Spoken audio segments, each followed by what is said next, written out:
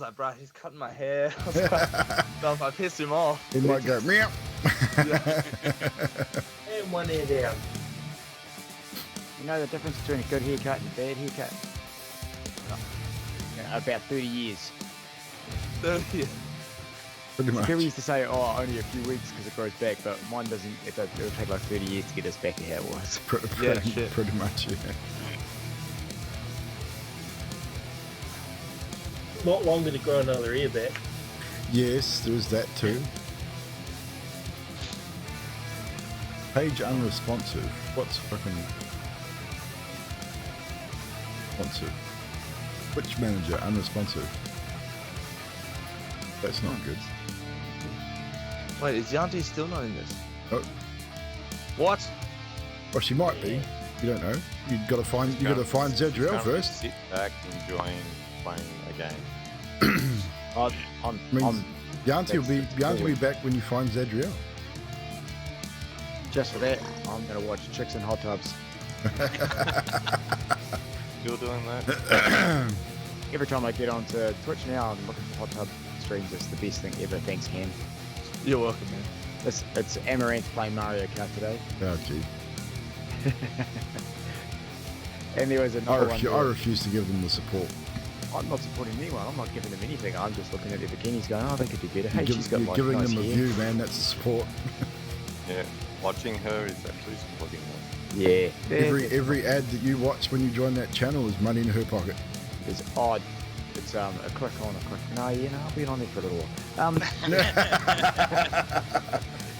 I jumped onto another one and this chick was just making noises into the microphone. It's really weird shit, ASMR, man. yeah. What? It's ASMR bullshit. Yeah, that's what it said, ASMR. I don't know what Yeah. that means. But It's essentially that, making noises down the microphone. Some people like that noisy. That's the stuff that drives me yeah, I wanting can to understand kill why someone. people wanted to watch it. And she wasn't even in a hot tub. That kind of Now- shit makes me want to kill someone, ASMR.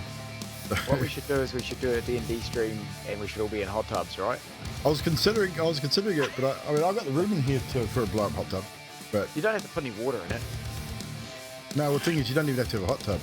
Green screened out, man. Oh, hey, snack can. They must have a hot tub snack can. Well, someone probably made one by now, sure. Right, okay. Probably not, but challenge. There you go, trash challenge for you. Make a hot tub snack camera. Cool. Right, sound on? Shouldn't be.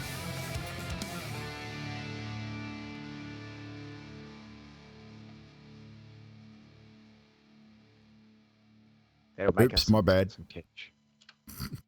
I don't care. What's up, people? Yeah, I mean, it kind of ruins the intro to the stream, but hey, who cares? We are back for another Curse of Strahd Sunday. My God. Stream is so far behind. That's a big delay. Christian's here. Not that it really matters for me. I fixed it. Magic, what's up? So, we are back for another Sunday. I still have a croaky, yucky voice and a cough, so excuse me for coughing down the microphone.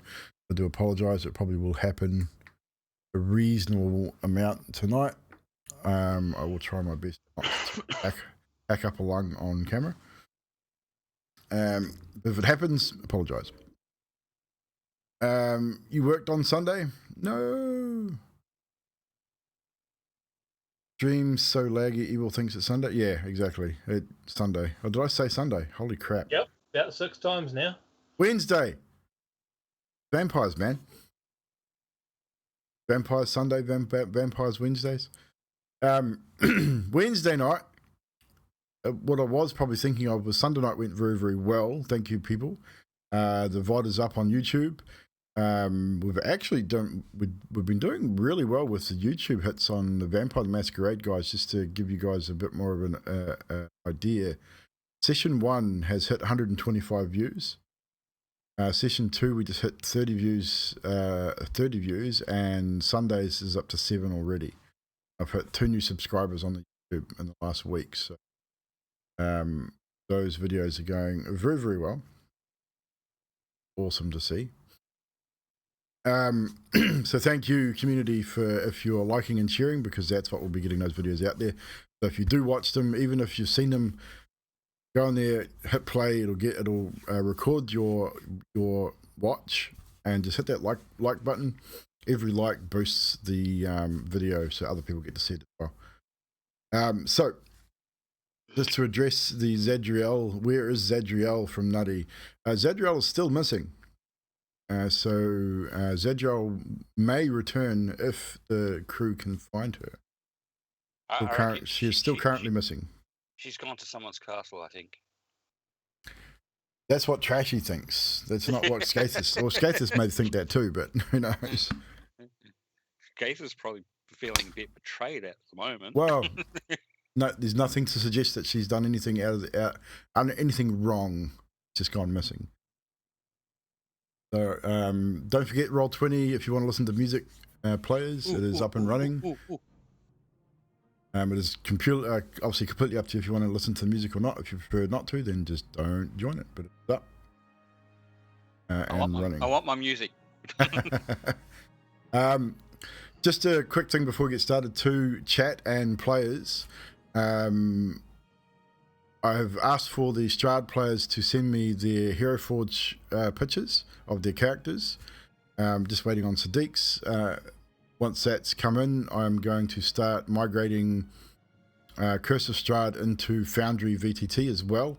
So eventually Curse of Strahd will move into Foundry. So you guys, when we do have our battles, you viewers and players will get your virtual battle maps with tokens and audio and all the cool stuff that Foundry VTT has to offer. I've been spending the last 2 weeks watching lots and lots of Foundry videos, copious amounts of hours of video watching and module tinkering with and playing around with, and I think I've got a fair grasp on Foundry now. So I definitely want to migrate Curse of Strahd into Foundry, so it's going to take me a bit of time to get some maps over there, get some information over there, monsters and all that sort of stuff.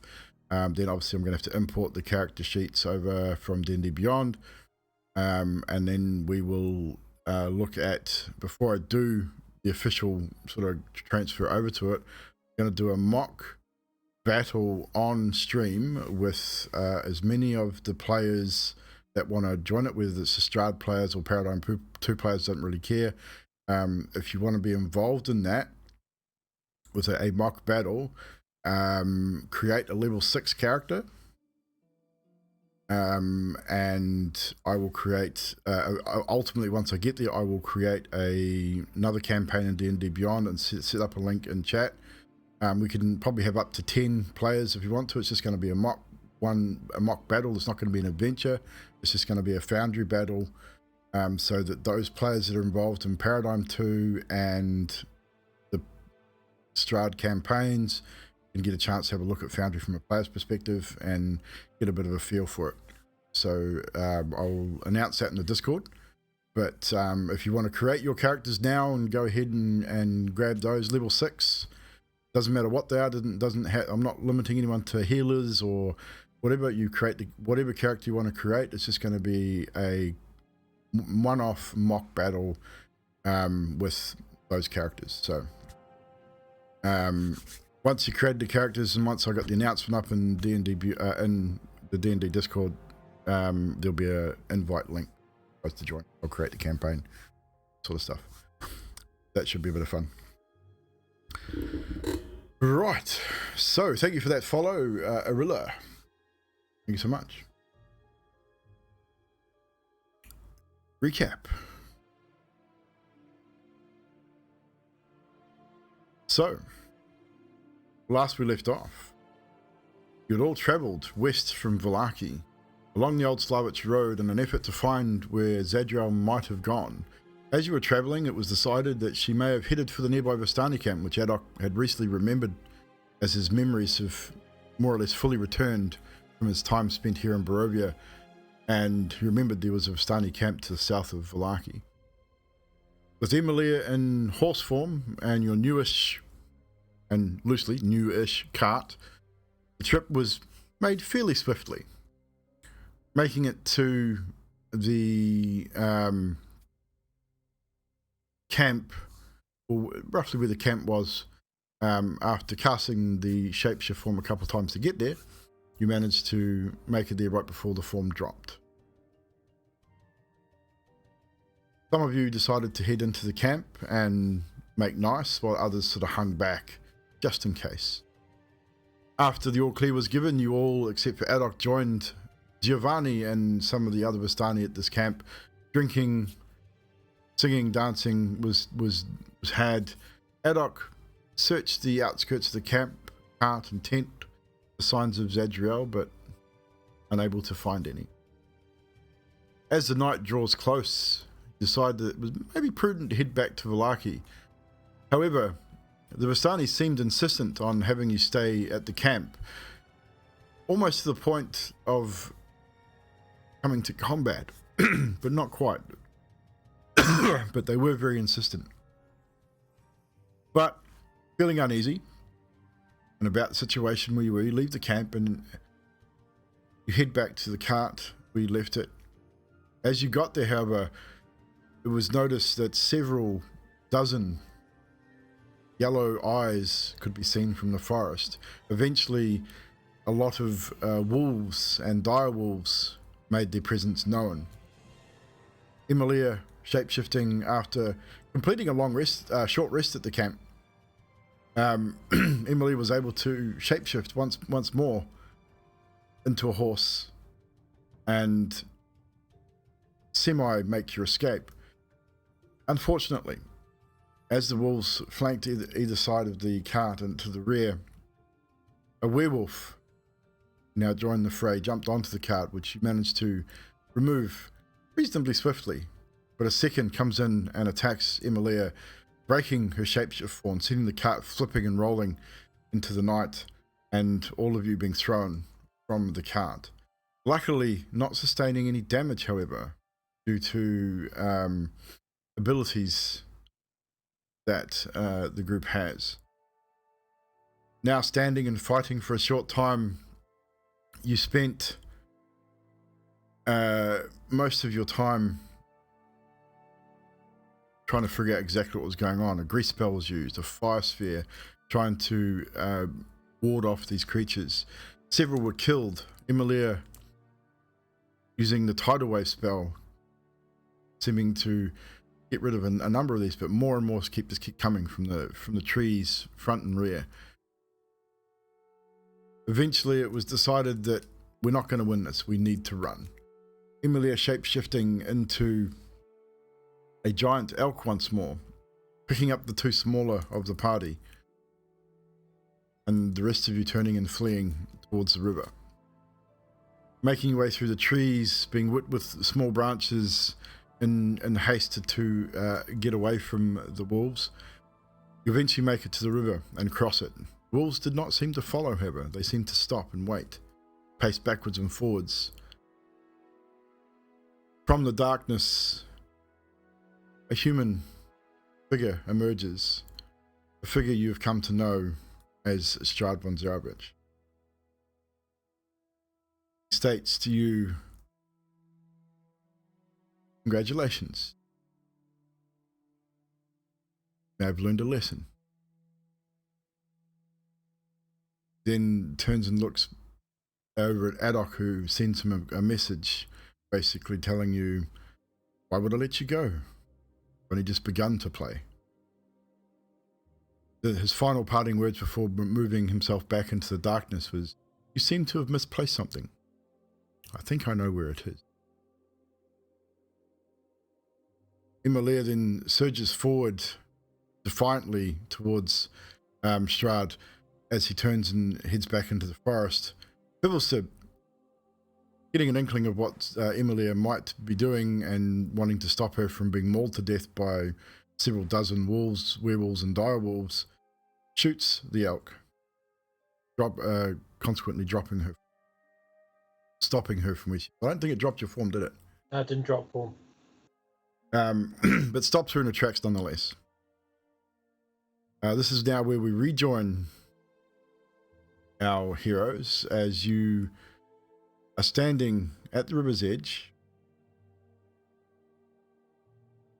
The night has really sort of drawn in now. It's starting to get very dark.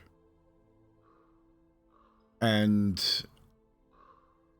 Emilia is still very much her elk form. You're all beaten and bruised, damaged. I'll turn over to you. Emilia's in the elk form in the shallows. It's sort of going to be pacing up and down the river, but like, I don't know, like 10 meters that way, 10 meters that way, sort of a thing. And then she's going to turn and face Adok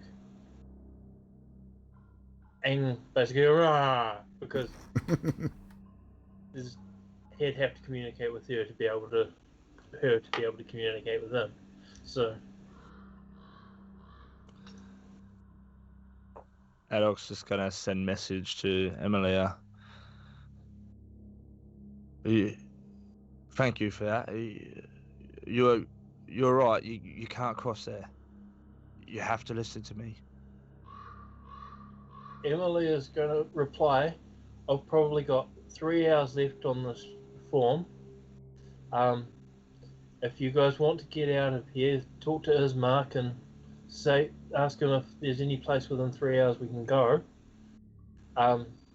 If you guys want to fight, I have no quarrels about jumping across that river and going up to Strahd. But you guys will probably die for it. And she goes back to pacing. Adok's gonna turn to everyone else and just go, right, so dear lady is a little bit upset. Ismark, we need to get to safety. Oh my god, you all look like shit. Does anyone need any healing? Ismark looks at you and he's sort of standing there, heavy breathing from the running that he's just done, obviously. He doesn't look too bad. I don't think Ismark took too much damage during that fight. Character sheet. He's taken a little bit of damage. Like he's not looking too bad, but he's got a couple of small wounds. As you sort of survey the group, make a medicine roll for me.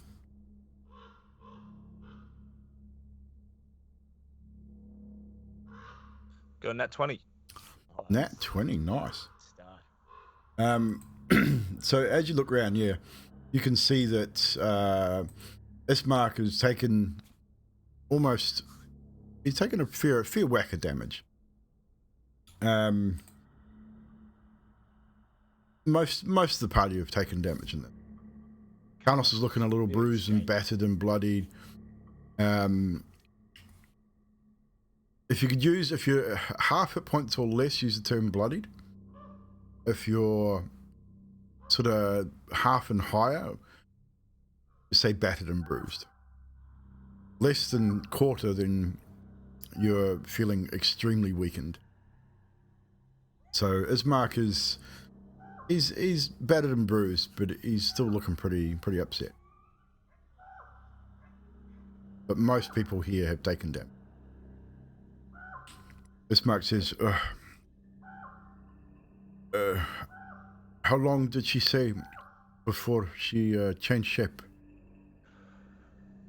We've got 3 hours. Now, everyone, I know you might want to jump over there and chase after that vampire. Carnos, I'm looking at you, but I'm letting you know that is not going to end well. We need to get to safety. If we don't,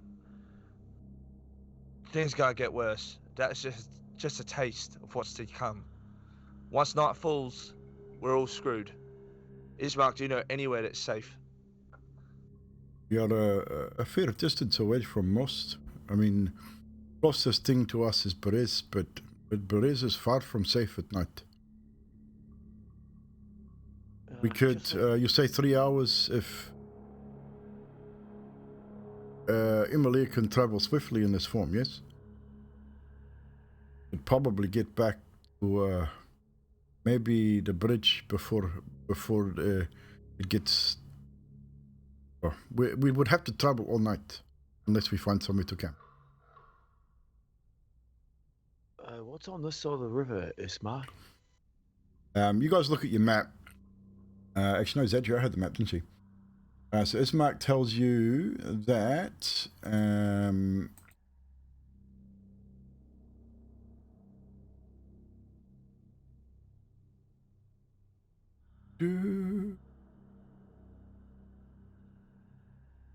list of stuff here.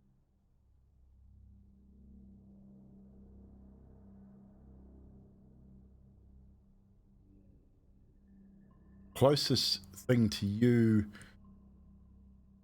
Ooh. There is a place called Argon Fosshot.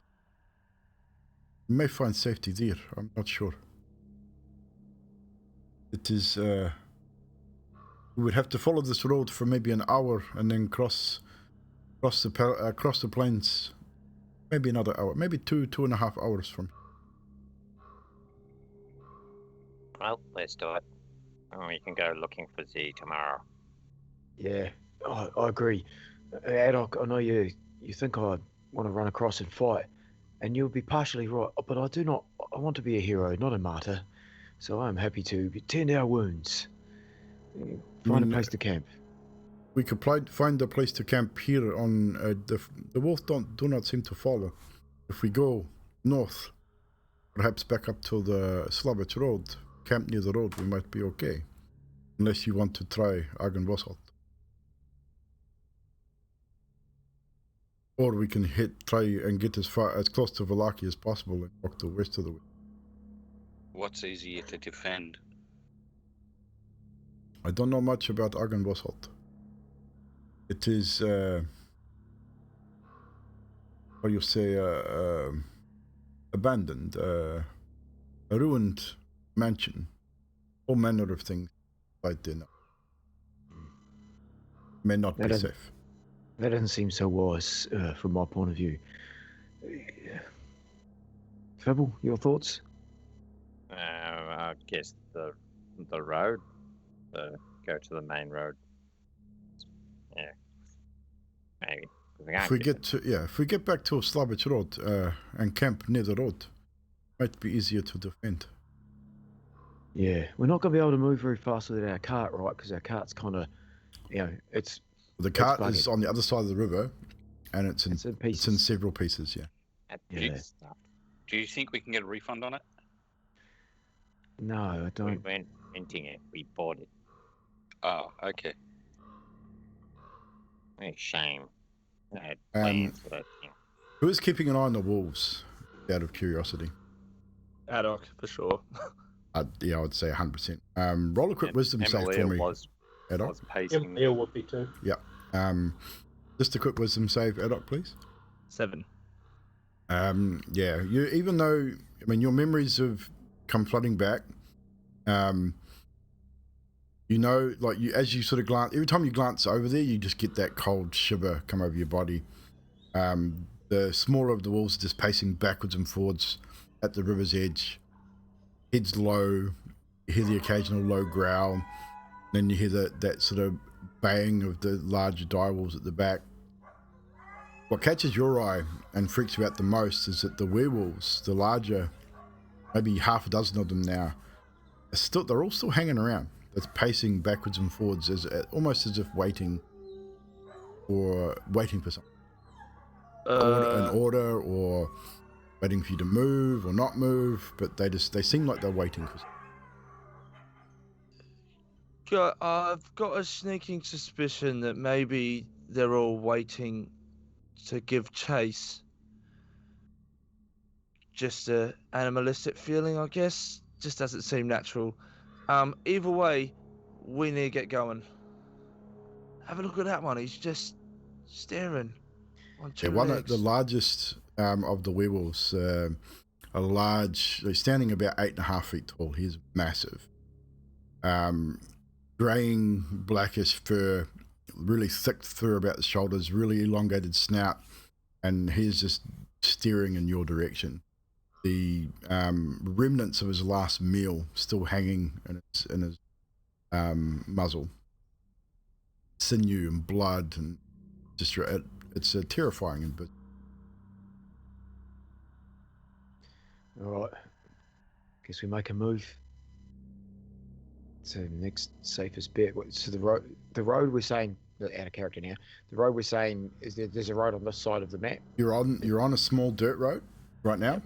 I will bring up a map for you so you can see where you are, because Ismark will have a map with him, so he will be able to show you this on his map. So I agree with Fibble. I think if we Fibble and Adok make the point, we stick to a road. So you are currently about here, just to the left of the L on Luna River. Okay. Argynvost Holt is further down here. It'll be about a 2-hour trek on foot to get there, but Ismark is not 100% sure whether that would be safe or not. He's not sure about what is there. The road is going to take you moving at the slowest person's pace, which would be Fibble. If Fibble was on foot, take you 2.5 hours to trek back to the road. If Emilia was to carry the smaller folk and we move at the slowest pace, it'd take you 2 hours. The problem I see is, Mark, with this map, and Adok and Fibble, you can point me out if I'm wrong, but there's a bridge at the end of the river. If we had to follow this road and the wolves follow alongside the river, we will both get to the bridge roughly about the same time. The elevation on that bridge, you would know as you've crossed it, is fairly steep. So there is like the map is a little deceiving. As you came down this road, this is the lowest point where you were able to cross. Heading back up the road, the banks do get relatively steep. Heading up towards the bridge, you're looking at about 25 to 30 feet down to the river from either side at the bridge. So concern is definitely there, but as you know, this place, if the wolves wanted to get to you, they'd get to you when you were standing right outside the Valachian gates if they really wanted. It's really a situation really don't want to be in, being stuck out here at night, but you have no choice.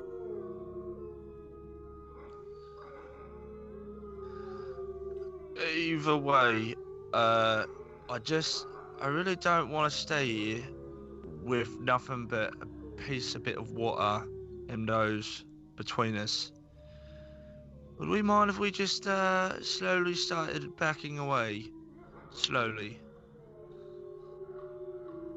Yeah, all right. As Mark draws his longsword, slings his got his heavy bow slung, and he just basically motions for you to all start moving, and he stands and slowly backs. Well, slowly back. Yeah, Carlos follows suit with Adok. That's sort of the agreement we've got. Carry on up the road, so. But I'm keeping my axe in hand and my shield in hand. Emilia will turn around and look at Adok and say, "My feet are cold." Which you'll hear is "Rah." All you hear is the elk just make a noise at you, maybe snuff. Effectively saying, "Talk to me."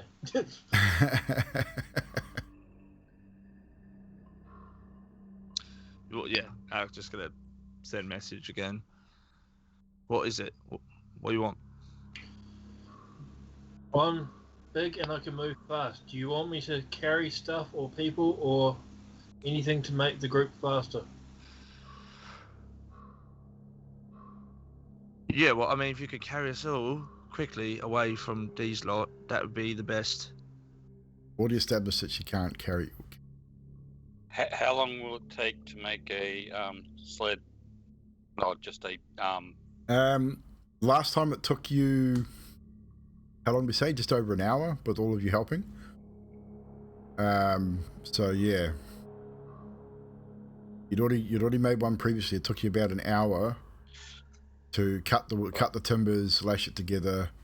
Okay, never mind that then. Yeah, I still got that open wound, by the way. Just letting you know.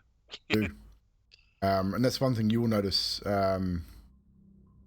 probably with your medicine check, definitely, Adok, that Skaithus has got a large open wound where he was slashed by one of the werewolves, running from probably neck across his, just below his, sort of above his collarbone and leading into his armor. And it's bleeding, still bleeding quite heavily. In fact, Skaithus, What armor? exactly, across your robes. Skaithus, you'll take another 2 points of damage, please. Awesome. It's not closing, it's not even coagulating, it's just... All right. Well, yeah. Seeing that, Adolf probably would have ran over, and he's going to put his hands over. Well, attempt to put his hands over Trashy if. Well, it's not Trashy, Skaithus, if you'd let him. Yeah. And cast Cure Wounds at a 3rd level. Cast your heal. 16. So you will take the 16 points of healing. You watch the wound as it starts to knit at its edges. It just starts to slowly sort of knit at the edges, and the bleeding slows, doesn't stop. Knitting slows to a halt.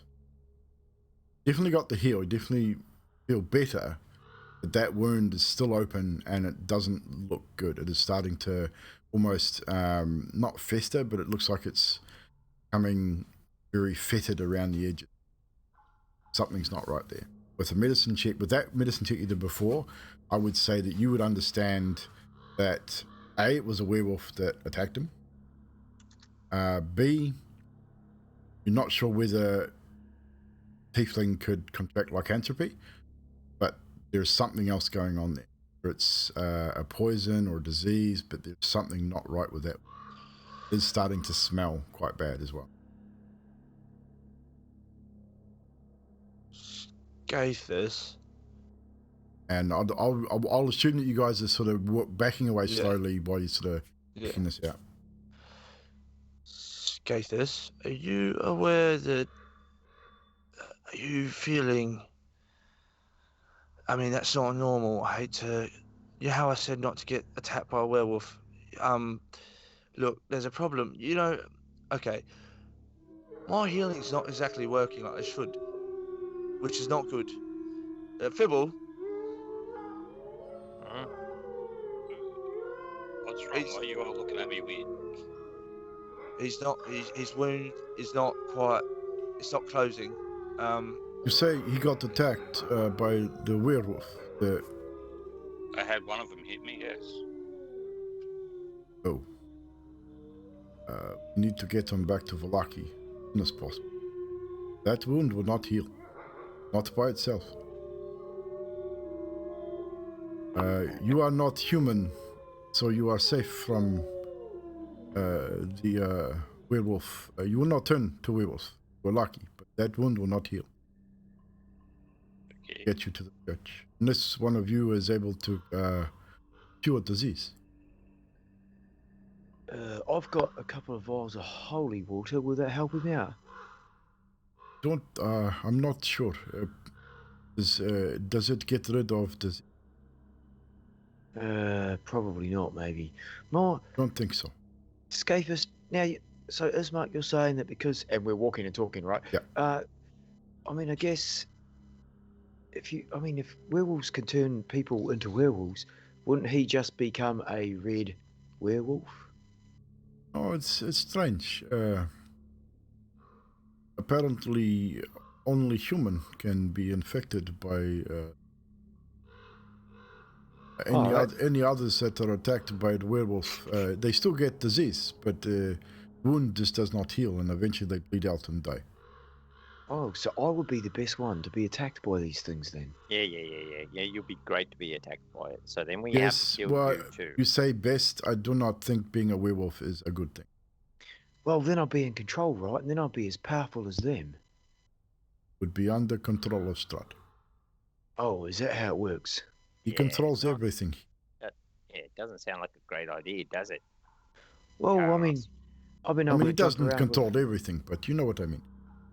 They are his minions. They are under his control. Yeah. I'm gonna go up to Scathus and cast Lesser Restoration. And that cures the disease, doesn't it? Yeah.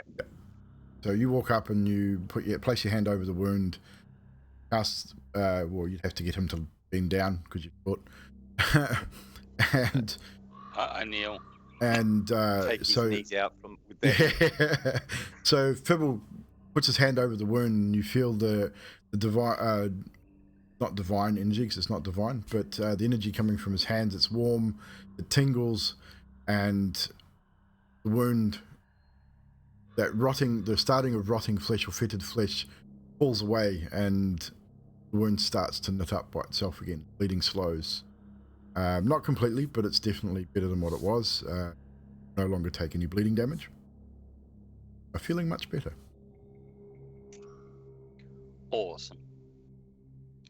Well, what was that, Mr. Stubb? What did you cast on him then? It's called Shut the Hell Up, Let's Get the Fuck Out of Here. Oh, okay. We're walking and talking, right? So, you know. Yeah, but I move slower than you. No, I don't think you do. I only give... think we all move really slow. I mean, Yeah. Emilia is a giant Your legs is deer the or length something, of and she moves very fast, yet we are slowing her down. Yeah. And I'm it looking- seems pointless. Just after I cast List of Restoration on Scathus, I'll also give him a healing word for 6 points of healing damage. 6 points of healing damage. That's become a thing now, hasn't it? Awesome. I love it. So you start making your way slowly back up the road, and I need all of you to make a perception roll for me. Perception. A delightful 14. Like Right, a delightful 14 even.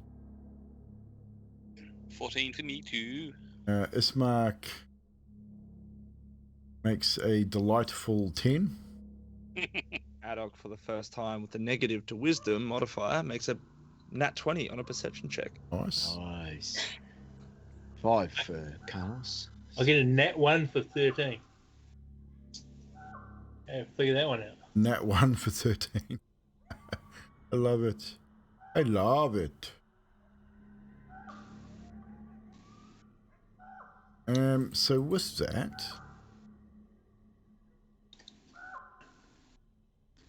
you all notice, who was the lowest?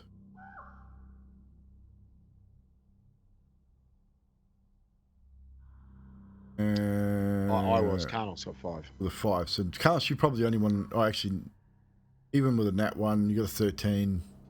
You probably wouldn't notice. Neither would Ismark. So Fibbles and Adok, as you're walking slowly up this dirt road, heading back towards the Zarevich road, you notice that the natural wolves, the smaller wolves, have thinned out. Now no longer following. However, the larger direwolves and one of the werewolves are still keeping pace with you on the opposite side of the river. As you start moving up, sort of up the hill, to rise slightly as the bank starts to fall away, a little more steeper and a little more distance between you and them, they still seem to be. What is your dark vision, by the way? 60 feet? It is 60 feet. So yeah, you'd still be able to see them. So, you continue to walk, watching. Do you say anything?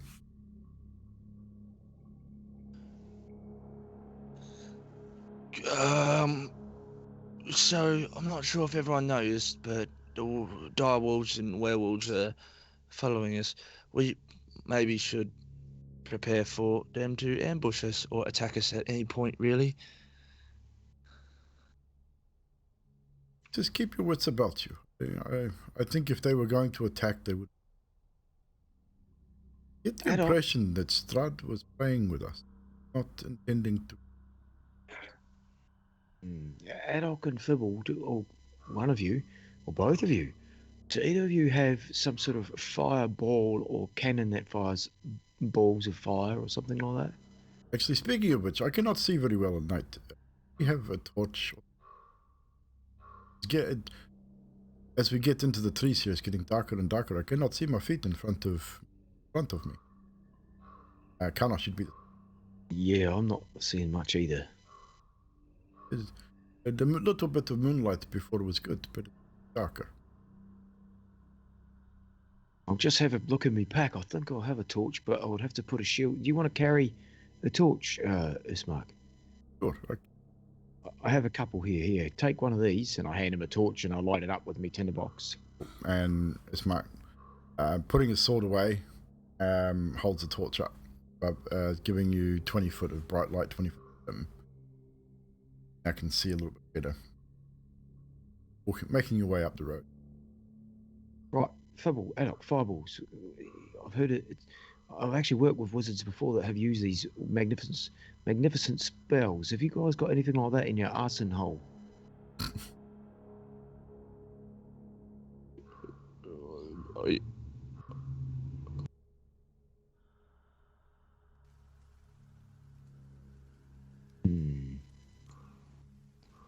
For some reason, Fibble is his mouse moving, but he's not making any noise.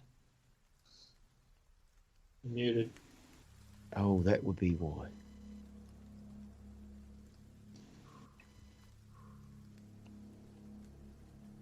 Fibble's lost his voice. Yeah, he's still got nothing coming through. But yeah, Fibble and I, we can. I mean, I saw Fibble do like a massive sphere of fire just before, and you know I can shoot fire out of me flute. Oh, your flute, right? Yeah, I had a cannon, but I don't know where it went. I mean, if you can reach across the river and blast fire at them, it could be, I mean, yeah, it's going to make them want to come and get us, but it might give us, as we're walking, talking, and sending fire, it might thin them out a bit, right? About this time, a light rain starts to fall. Nothing heavy. Real misty. Yeah. Fuck Yeah, it. we can hear you. Got his voice back. Yeah. For some reason, the Skype changed microphones. It does that. Stupid thing. But yeah, I produced a firebolt and I go, you want me to hit you in the balls with this?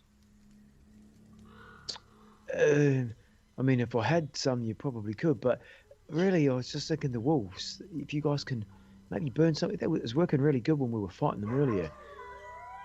Yeah, see them, they're howling at us again, the bastards. Yeah. Oh, see, yeah,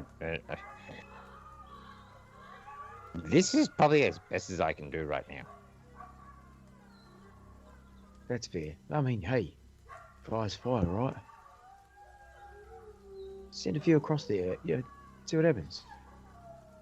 This may sound weird, but we could always push on either side of us a light. Yeah, that's right. If you miss it, well, I mean, it's pretty wet, right? It just rains here and drizzles. I dropped a fireball with a bunch of extra grease and stuff, and it didn't do bugger all.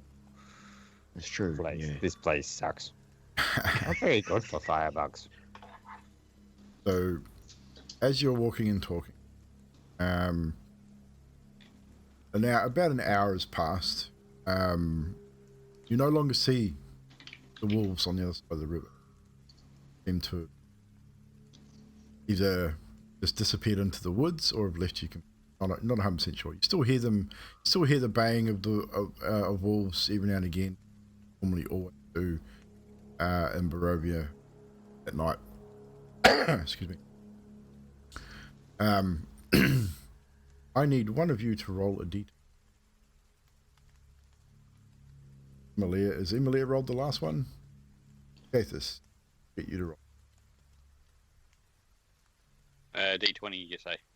D20. Straight D20. And the roll is 13. 13. We're in trouble now. I'm kidding. As you're walking towards, you know you got about another hour before you hit the road. Is Emilia still in elk form, or has she dropped the form knowing that she no way you're going to be able to pick up the pace without being able to carry all these? You remaining in elk form, or I'm still in elk form.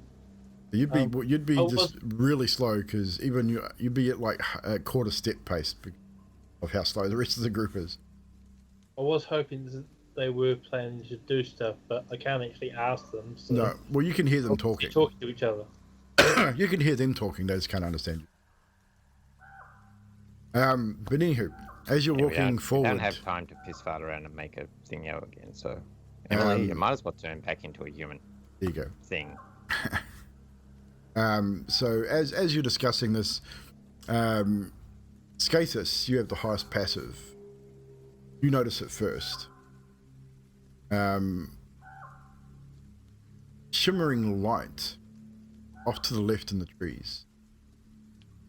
Not white, sort of a bluey, a whitish blue hue. See it moving from tree to tree, back and forth. Disappears for a minute and then you see it again. It moves from one tree to the next. Seems to be getting closer. Kind of hard to judge the distance in the dark and with the rain and stuff. Left or right side? On your left side in the trees. Not on the river side, on the opposite side. Right side, people. Right side. Left Blue side. light. Left side. I wasn't taught that back at the monastery. Do you know he's left and right? What are you seeing, Skathis? I keep my voice low. Blue light.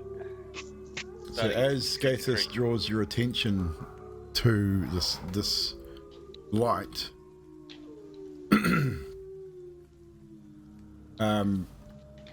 you now probably all see it. Every now and again, just that shimmering sort of bluish white light darting from tree to tree, then a second one, third one, fourth one, back and forth, and they seem to be sort of zigzagging and moving in your general direction. Ismark, looking over, says,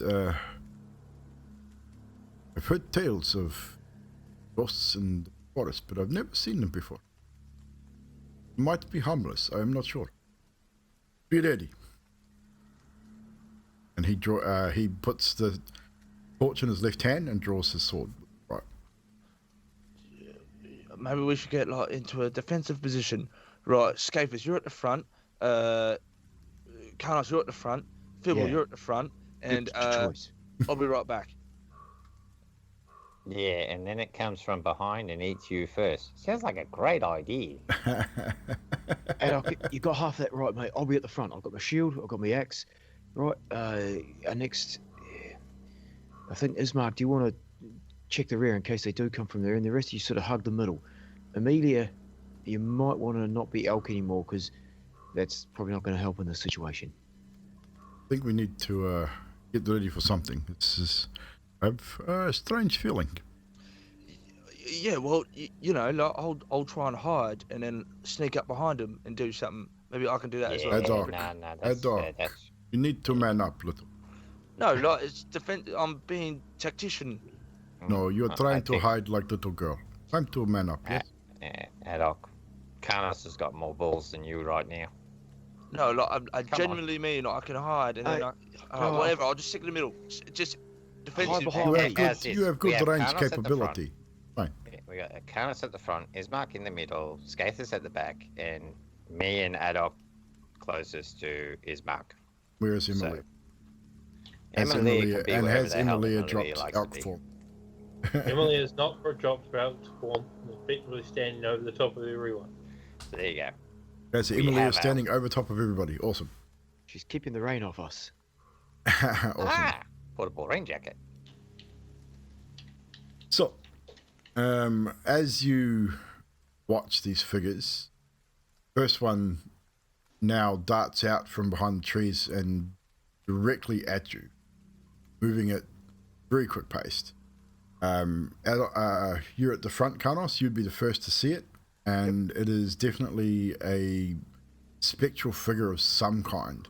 Its face is locked in a silent scream of agony, twisted and gaunt, long hair sort of flowing as it moves forward. Kind of hard to tell whether it's male or female, but it's definitely does not look friendly, and it is definitely rushing you from the trees. Very little sound, however. Okay. But I need call out. everyone to roll initiative. Oh, initiative. And as we roll initiative, I call out, "We mean you no harm. I don't think you want this fight." So, Kanos, your initiative, please. That would be 22. 22. Dr. Gray. A lovely 8. A lovely 8. Skaters. 11. 11. Zadriel is not here.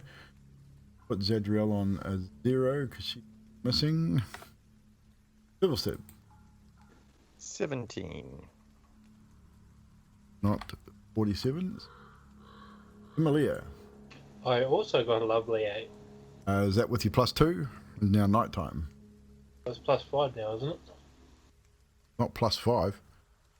Didn't you say that the other day? No, I'm not giving you a +5 bonus. You did. Not +5. Okay, that's without anything.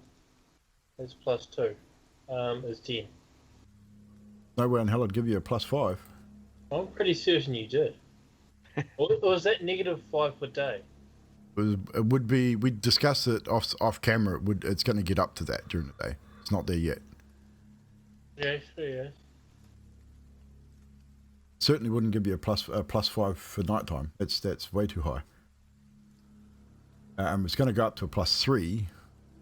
Hey, Zadriel in the background. Eventually. Where am I? Is Mark?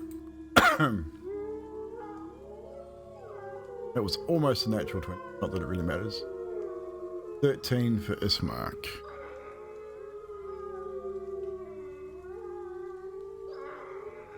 Kanos, you get the initiative. Right. As this ghostly creature rushes you. And it's closest to me, right? So It is. It's coming directly at you. You can see 2 or 3 other glows coming from different directions, but they're all heading at the road. sweet. I'm going to close the distance on it, and as I do, I'm going to wriggle off my pack. Yep. I'm going to say, Fibble, add up, whoever, there is 2 vials of holy water in my pack, and I wriggle it off, and then I put my shield and axe back in, Cool. as you can imagine, and I'm rushing that first one, closing that distance. I'm going to take 2 mighty swings. You will definitely be able, with you both rushing at each other, you'll definitely be able to close the distance and make it into melee combat, 100%. Awesome. So with my axe, I'm going to take 2 one-handed swings. Now it's a full figure. It's just spectral, right? You can't really see any feet, Okay. but it's definitely looks to be full-bodied. Okay. I'm just going to slash dead center, like straight down through the head, through the center of the body, with the first hit being a 26, That will hit. and the second being an 11. The second will miss. Okay. So the first one straight through the guts, 12 damage. Is your weapon magical? It is indeed. I picked a magical axe up out of the tree. Good indeed. 12 damage. You cut through the center of this spectral being, and it seems to dissipate almost immediately as you do so. Then it reforms almost as quickly, bringing itself back into some form of corporealish style form. Okay. That's it for me. I have nothing else this round. Is it for you? Yep. Fibbles, you're up. Alright, I'm going to... I'm going to shoot at this one that Karnos is Okay. engaged with. It's about the only one you can really see at this point. The other lights, so that you can see the glows moving through the trees, but you don't have line of sight on it. Oh, it's a D12, damn it. 17 to hit. That hits. Okay, now I just got to find that D12. There we go. Really? Son of a bitch. 5 points of damage. 5 points of piercing damage. Yep, piercing damage. Piercing damage, yeah. Shooting gun damage. Yes. And that's it, because... Because that's it. Because this artificer doesn't get 2 attacks. Ismark is now Ismark's turn. He moves himself into a position waiting for the next one to break the trees. Will not attack this round as the other one has not reached his position just yet, but he's readying himself as they move in. Next up is their turn. The one that is on you, Kaunos, now makes its attack. Alright. And I think that'll miss with an 11. Alright, it misses. That's my favourite because I have a reaction. Riposte. If it misses me, I can make an immediate attack back. You can do so. That is 14 to hit. It is going to use its reaction to shift into the ethereal sort of. It basically shifts and dissipates and becomes ethereal for a second as your blow hits it, causing no damage. Damn it. Okay, carry on. Next one is at this point going to surge forward out of the trees, and this one's coming in from the rear. So who was at the back? We had Ismark and Scathus. Well, Ismark was sort of center, Scathus at the back. So Scathus, you have one shootout from the trees slightly to your left and attack you. It will roll a natural 20 with a 24. So you're going to take 20 points of necrotic damage. On that, you'll also need to make a Constitution saving throw, please.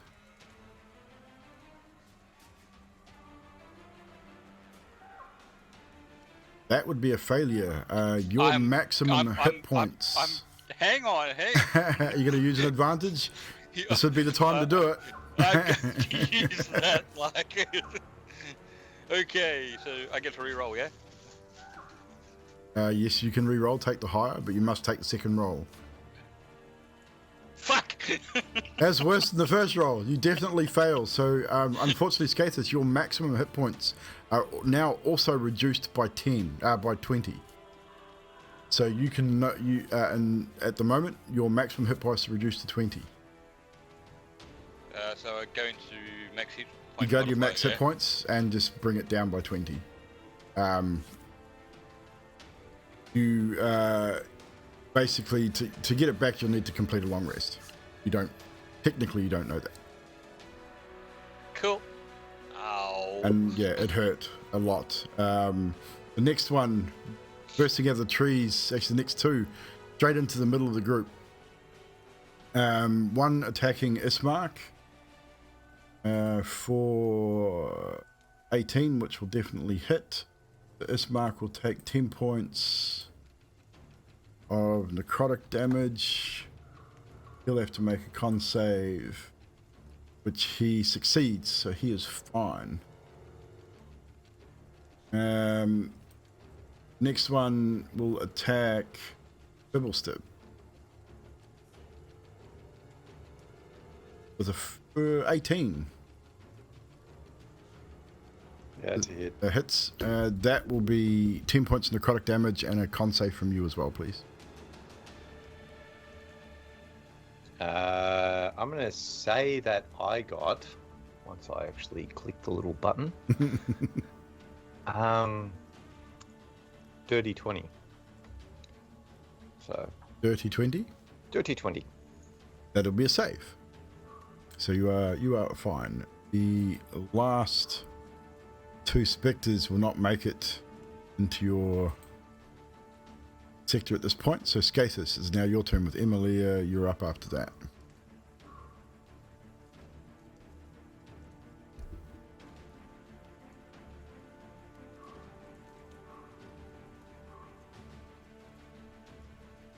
There we go.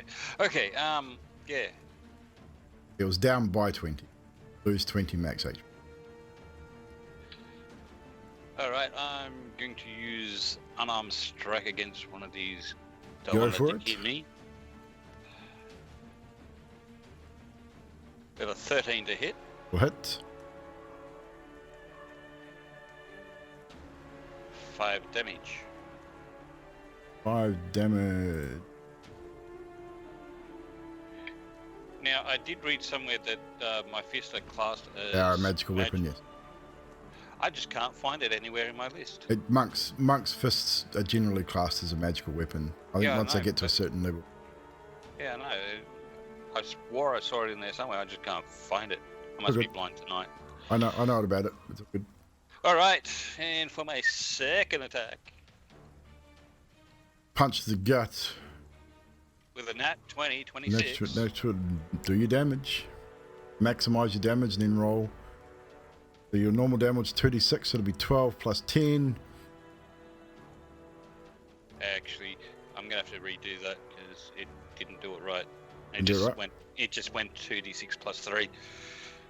So what is it supposed to be? Well, it's a 1d6 plus 3, but it's yeah. So we what we do is okay. So just roll a d6.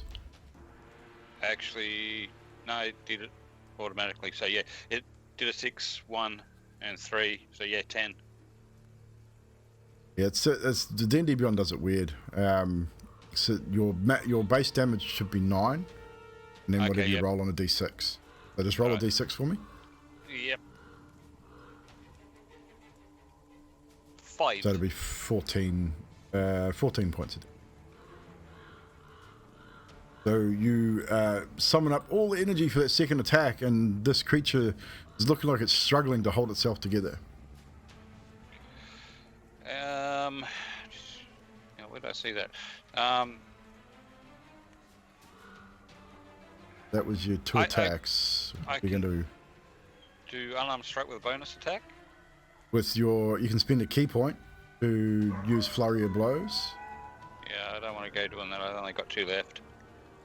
You can, I think you can use an unarmed strike as a bonus action. It'll be just 1. Yeah. Yeah. We got 2 hands, so. All right. So hang on, we'll go back to unarmed strike again. 21 to hit. That hits. 5 damage. That is enough. This creature, whatever it is, blinks out of existence as you strike it for the 3rd time. And that's it for me. That's it. Emilia, it is now your turn. Adok, you're on board.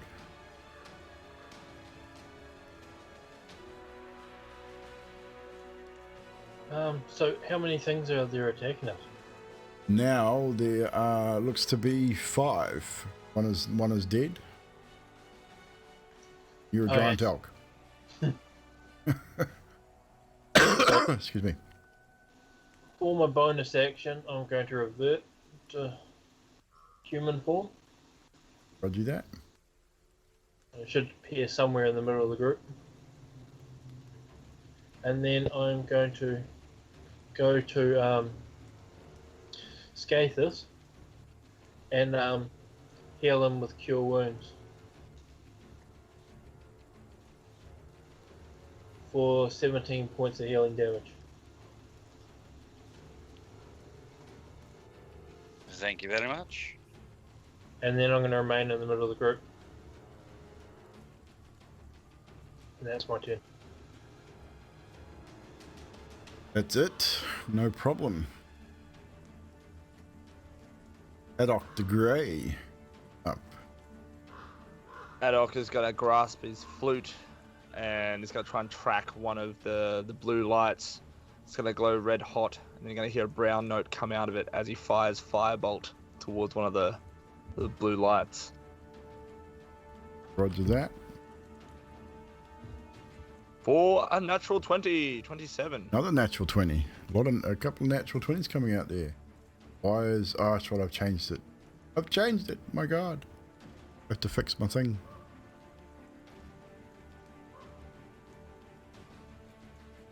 I've got new emotes and I forgot to fix it. So how do you do natural 20s? Do you do max base damage? So whatever your what you would normally roll, you maximize your base damage, add your modifier, and then roll that dice again. So max base is. But with D&D Beyond, you'll have to do the roll and then do the roll again. Yeah, it's a pain. Because D&D Beyond uses Okay. the normal rules. Okay, gotcha. So confused. Okay, so 34 points of damage then. Fire Awesome. damage. It blinks out in an almost instant. With the firebolt critting. Yeah, I changed the emote and forgot to update my stream deck. But with that, you managed to take down this creature quickly and with a single shot. Is that your turn? That is my turn, yes.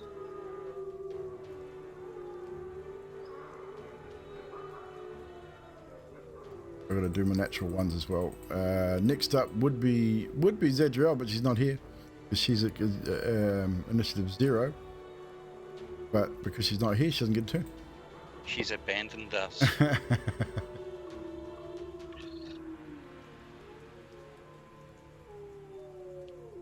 Fix those. That should be done now. So let's just check that. There we go. Natural. Yeah, she's probably dead.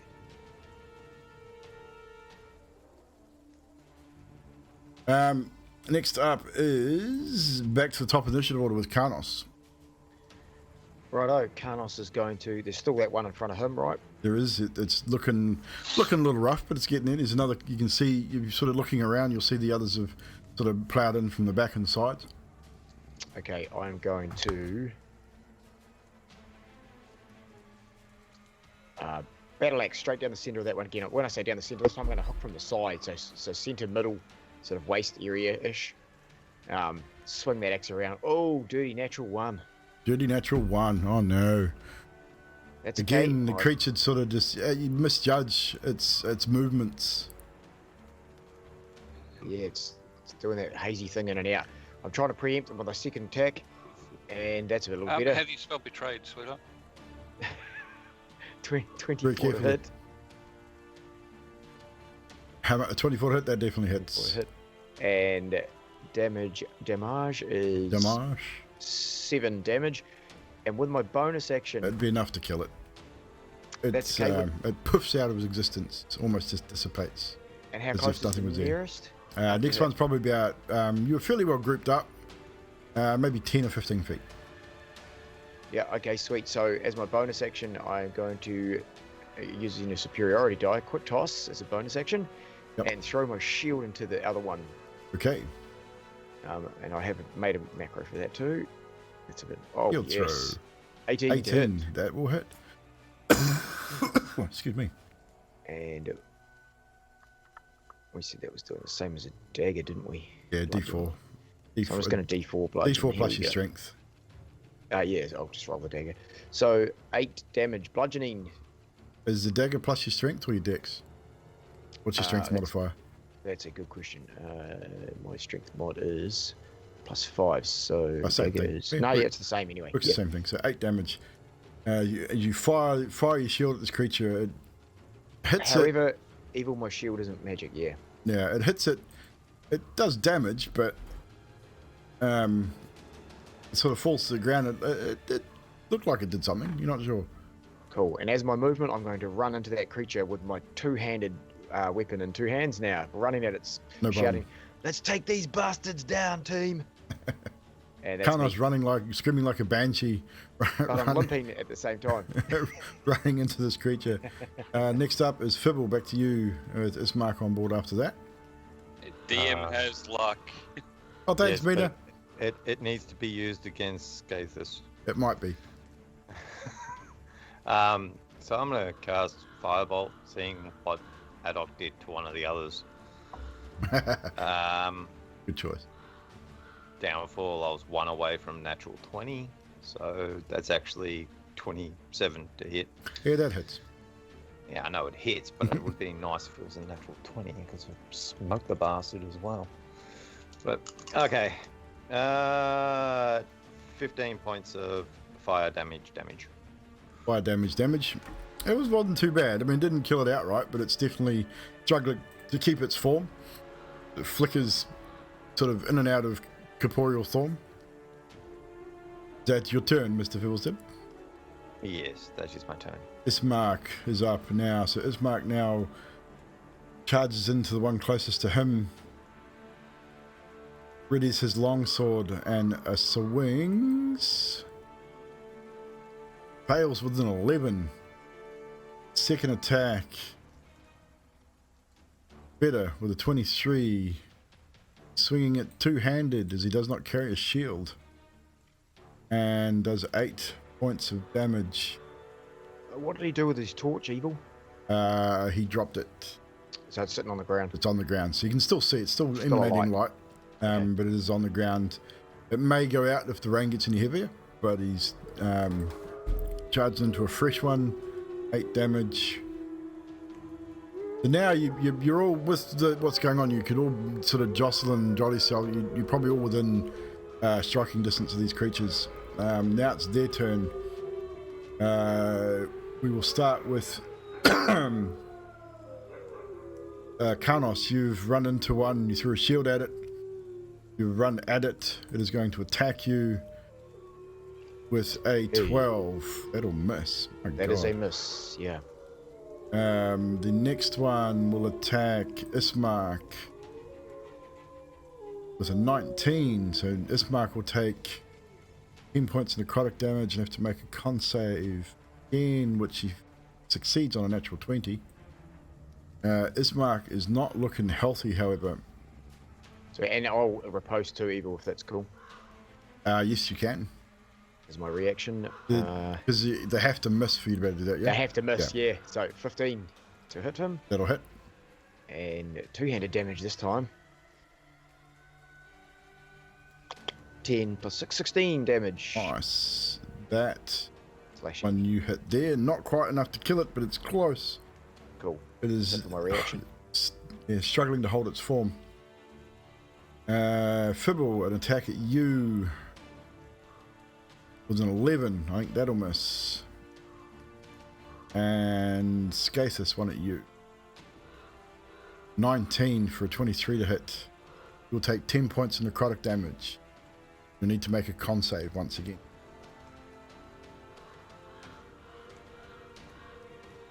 $17. Save this time. You are unaffected by its attack. You are feeling heavily exhausted though, so you're not exhausted. You don't have a level of exhaustion, but that attack that hit you just drained you, left you sort of breathless and unsure about what's happening. So that is their turn. It's now your turn, Skathis. Emilia, you're on deck after that. Oh, I'm attacking the one that just attacked me. Roger that. 14 to hit. 14 to hit. That will hit.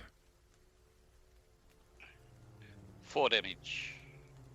4 points of damage. 25 to hit. That hits. 9 damage. That is enough to end another of these creatures as it dissipates with your second attack. How many left? As you look around, there looks to be 3 left alive. Closest one to you is about 15 feet away. Alright, I'll move up to it. Now, is that a bonus action to move, or No, that's it's just a free? that's just movement. Alright, then I'll do my bonus action. Arm strike. Yep, with a 10 miss. I'm trying to remember whether you can unarm strike without a key point. I get the impression. Let me double check. I get the impression that you may have to. When you use an attack action on an unarmed strike or a monk weapon on your turn, you can make one unarmed strike as a bonus action. Yeah. Right. Had to double check that. Cool. So you're good. Done the damage. That is now your turn. Not dead, but it's taken damage. That was a good shot too, though. Next up is Emilia. Adok on board after that. Looking around, who's in the worst condition? Looking around. Roll a perception check.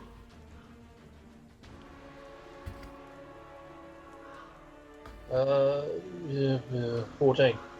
14. You would be standing somewhere in the middle, so you, Skathis, you can definitely tell he's not looking too good. Looking probably a little exhausted, out of breath. Ismark as well is not looking too hot. He's definitely taken a bit of damage. Where abouts are the things that are attacking us? Are they sort of around us? Or? They're sort of coming in from the outside, so they're not sort of in between you and them. So you would be able to get to your companions without too many hassles from your position. They've sort of attacked from one side to the left-hand side of the road, and you're sort of coming in from the right a little bit. Sweet. Alrighty. Jeez. I guess I'll go back to yelling Skathis since he seems to be our tank. I'll use Cure Wounds on him again. Alright, roll your heal. For 20. 20 points of healing. So remember, you cannot go above your max, Skathis. So if your max is reduced, that is a lot.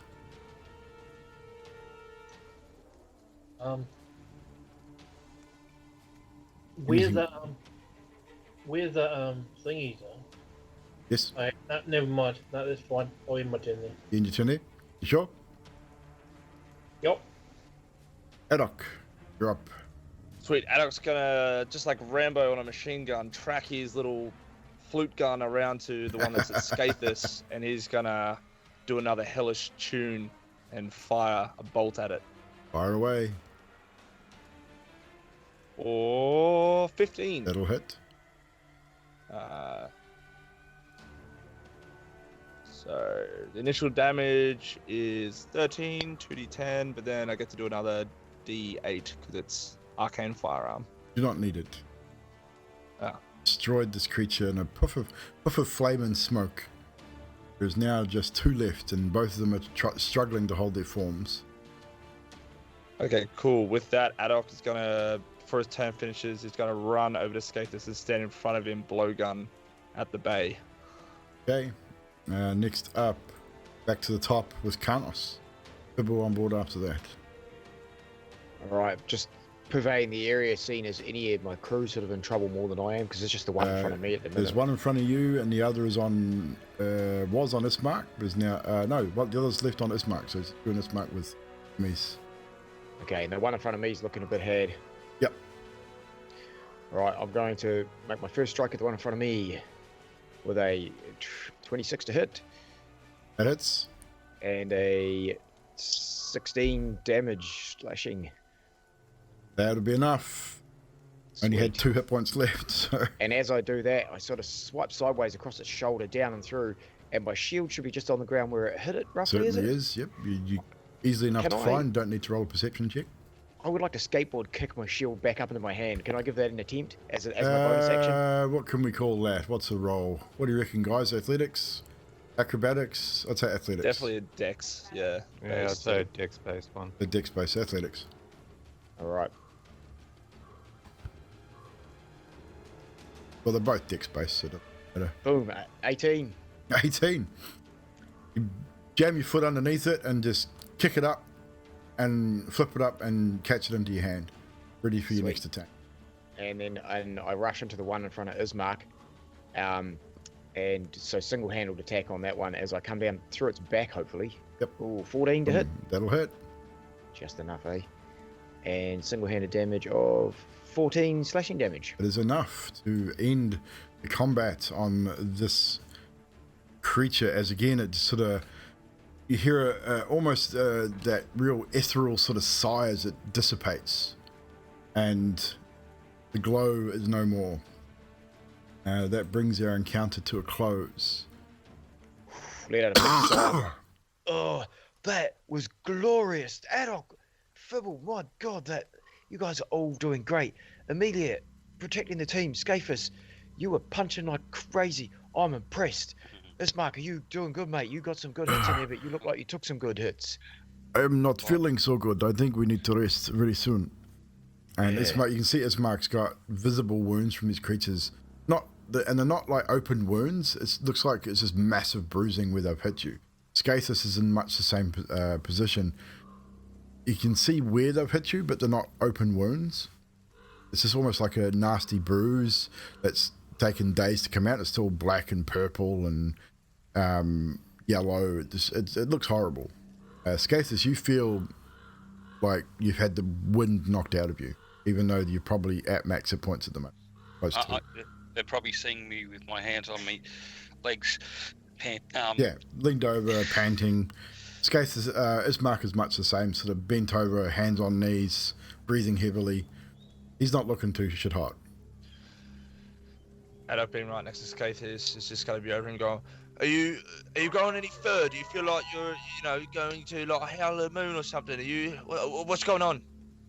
I look at him sideways. Huh? The werewolf. You're not. Do you feel an urgency to bark? Well, like here, he's gonna pick up a stick and throw it. Fetch. Hold on a minute. Ismark, not Ismark. Scathus, roll a wisdom save for me.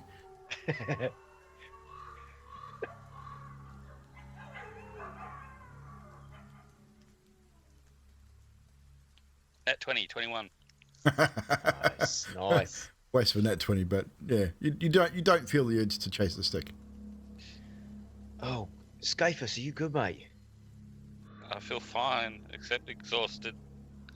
Okay, hey, but I do believe, I think you were the one to take one of these bastards down first. Good. Wispy. Good punching. You're going to give a name. Wispy. Wispy, right. Get that, boys? Write it down in your book, Fibble. Adok, who's got a pen? Ismark sort of looks up at you and sort of, he looks like he's going to say something, and then he just thinks better of it. Doesn't worry. Emily is going to go across to Ismark, and is he bleeding at all? Just out of question. Yeah, he is, definitely. Wisdom save, please, as you get. I knew that was coming.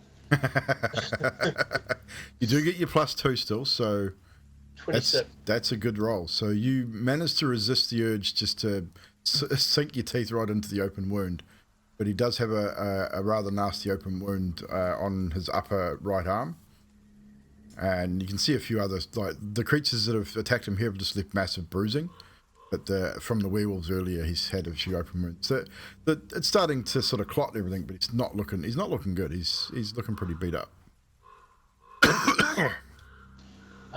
He's coughing a little bit too, sort of. Emily's going to go across to him and say, "Do you trust me? Because I got this great spell where I can kiss you and heal your wounds."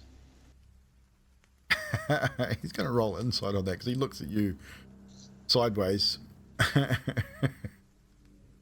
His insight's not that great either. No. Ooh. He looks at you and goes, a little forward, but all right. If it will help. Emily is going to, where his wound is on his arm, she's going to put her hand on the back of his arm, yep, and kiss into the wound and quite literally suck the blood as she casts Cure Wounds. Nice. For 18 points of healing damage. That's a good heal too. Well done. So with that, then, I will say, for the purposes of this, you wouldn't get a huge amount of blood, but you get enough that will probably sustain you for a day's worth of rations. So you won't have to consume anything for the rest of the night, and it'll probably do you through to the following evening. I'll even give you another +1, so you'll be at +3 for the remainder of the night on any skill checks or so. Having consumed fresh human blood. Does the rest of the party see this happen? No, well, you would have heard, like they're all right there. You would have heard her say, "I can kiss you and make it better," basically, and you saw exactly what she did. She leant in, kissed him, essentially tried to kiss him on the arm and healed him, and he seems fine. He's quite happy. Thank you, Emilia. It was very kind. And you see, Ismark's kind of blushing a little bit too. Adok, I remember when my mama, when I used to, skid over as a kid and graze my knee, and my mum used to kiss my sores sort of like that. Yeah, maybe not quite like that, but. Yeah, it's just, I mean, Adok, maybe it's a new spell. Who knows? Adok and Kanos roll insight. Insight. Oh, that's my best. Just roll insight for me, just quickly. Nat 20. Oh, shit. Yeah, I got an 18 as well. So you both probably, knowing what Emilia is, or what she's, not so much what she is, what she's inflicted with, you probably get what she was up to. It's up to you whether you say anything or not. I mean, you can tell that Ismark's not worse to wear for it. He seems happy enough. But you probably get you probably understood what she was sort of getting. Adok is probably just going to give a side glance to Karnos and just not really say much, but genuine concern across his face. Carlos says nothing. He just like it didn't even happen. Yeah. He's not fast at all. So with that, Ismark again thanks Emilia and says, maybe we should travel a little bit further and then set up a camp and set up watch rotations for the remainder of the night. Yeah, you might be right. Hey, Fib, have you got something you can keep us safe with? Anything left in that juice bag of yours? Yeah, I can still cast the alarm. Yeah, that's the one I mean. Oh, juice bag. I better pick up my backpack. And he do not forget to pick up your bag. And with that, you collect yourselves and you walk forward, maybe walk another 45 minutes or so, reach the road, or you can see the road off in the distance. And you can see an area not far from the bridge. It's probably about 70, 80 feet from the bridge. There's a bit of a dip off the side of the road, which is a little bit of a grassed area, which would be relatively flattish to pitch tents. Do you have tents, however? I do not know that you guys have tents or not. I don't think you bought tents. So Ismark says, well, I have a tent that will fit maybe 2 or 3. I do not mind sleeping outside. I'm used to the rain. I mean, it looks like the rain's probably going to stop sometime. But we'll set tent up and we can take turns while we take watch, yes? I feel like with some of my skills, I think I might just cut a few branches here. You set your tent up. I'll get a couple of sticks, branches, and if I overlap some of the tree life, we might be able to just give us a little bit more shelter for some of those who... And I'll put that lean-to. What was that, Fibble? He's making a lean-to. Yeah, I could do with a hand. Of course. I will give you a hand, but I'll still set up tent as well. I mean, feel free, anyone, whoever wants to use a tent may use it. I don't mind sleeping. So Ismark will give you a hand, so roll a survival check with advantage. Sweet.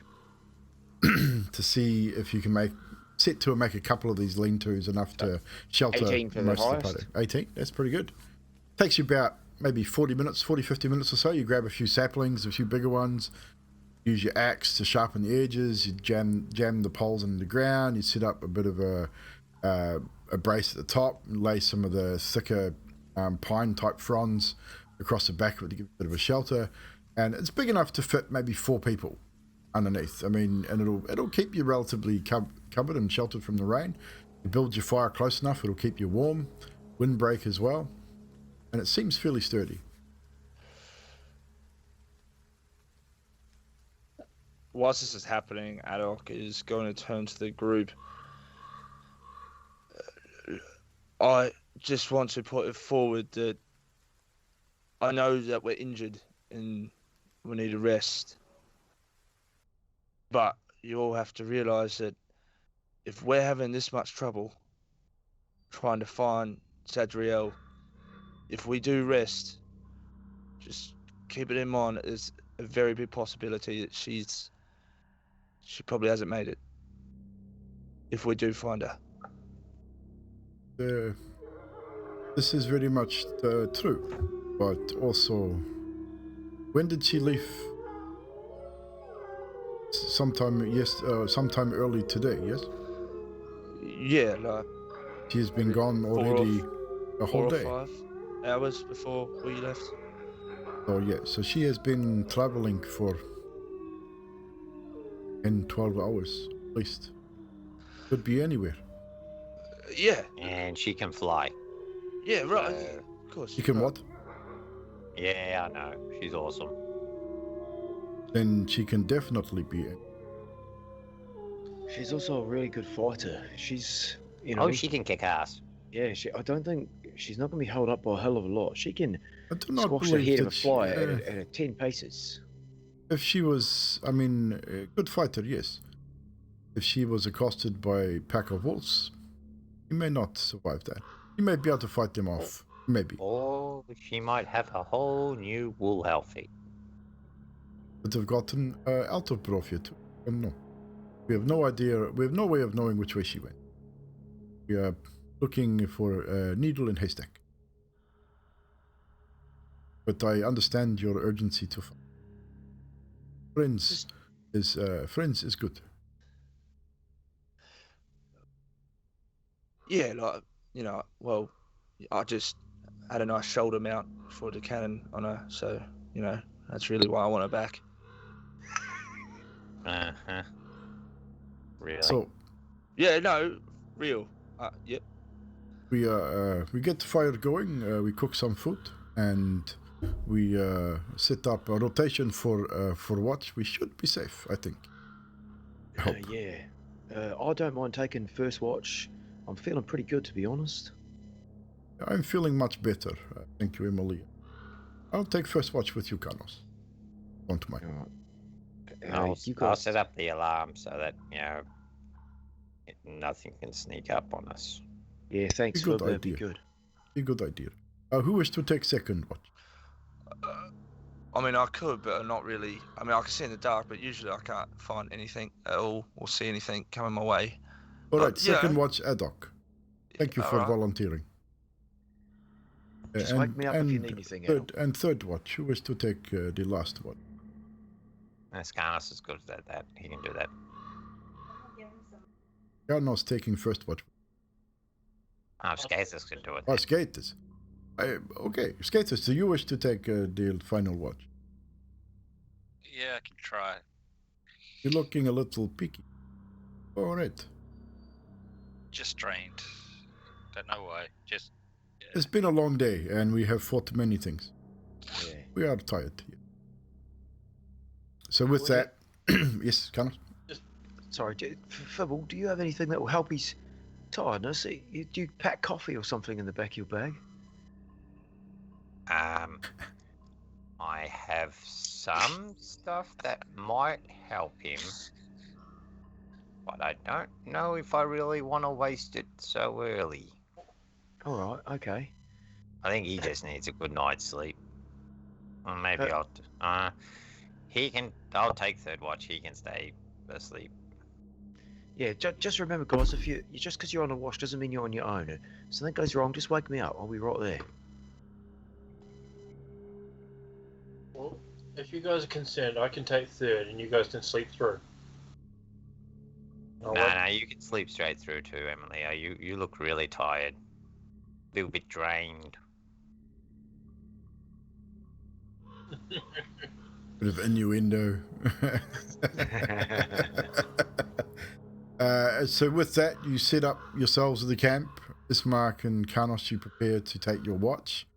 And before we carry on, we will take a short break. So I can go grab a drink. So here, clear up the throat a little bit. And a pee break. Chat. You guys are awesome. Thank you for the 100 bits. Nanotech Ninja, thank you so much for that. And for the follow. Very much appreciated. Zintrox159 and Arilla for the follows as well. You guys are awesome. Thank you for hanging out with us tonight. My name is Evldoa. I'm from New Zealand. We are doing the Curse of Strahd. No Rush RP story comes first. There will obviously we've had combat. There will be combat, but we're not rushing through our RP sessions at all. So the story could go on for a long time, which is really cool. If you're not aware, if you're just joining us and you haven't seen any of the VODs, all the VODs are available on my YouTube. !YT in the chat will give you the YouTube details. Like, subscribe, comment, all that stuff. All the VODs are available there every week. We're also just doing Vampire the Masquerader every Sunday as well. We've just started that. Those VODs are available also. But yeah, we'll be right back, so don't go anywhere.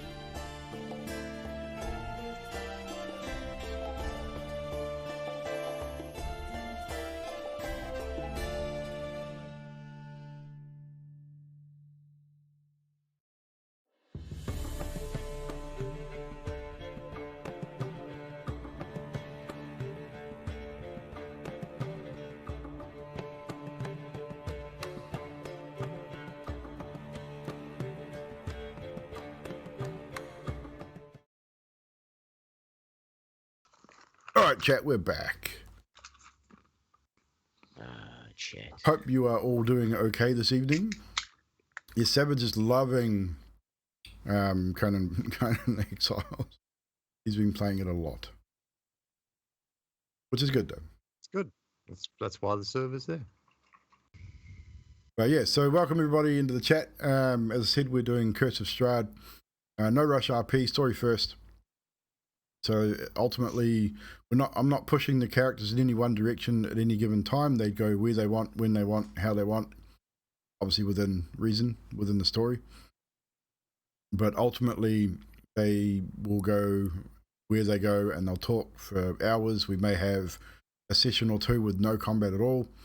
We might have a session with 2 or 3 rounds of combat, as we've already seen a couple of rounds of combat tonight. Or a round just of like combat. Zafriel's taken off and left us alone. Exactly. It's all part of the story.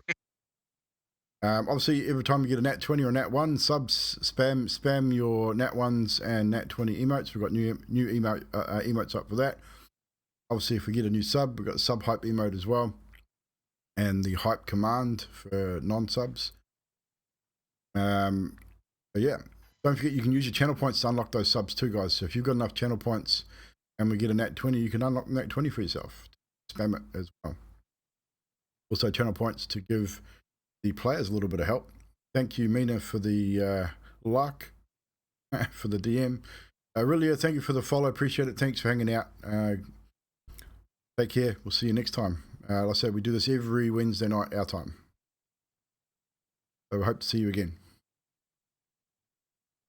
So we should get back to our story. Go back to the Zarevich Wood. Karnos and Ismark. All welcome, man. All welcome. Karnos and Ismark are remaining up. It is probably heading on towards midnight by this point. By the time you'd made it back across the river, up the road, set up the camp, probably knocking on around 11 o'clock midnight-ish, give or take. The rain has stopped. The mist obviously still persists in this land. It's always perpetually foggy.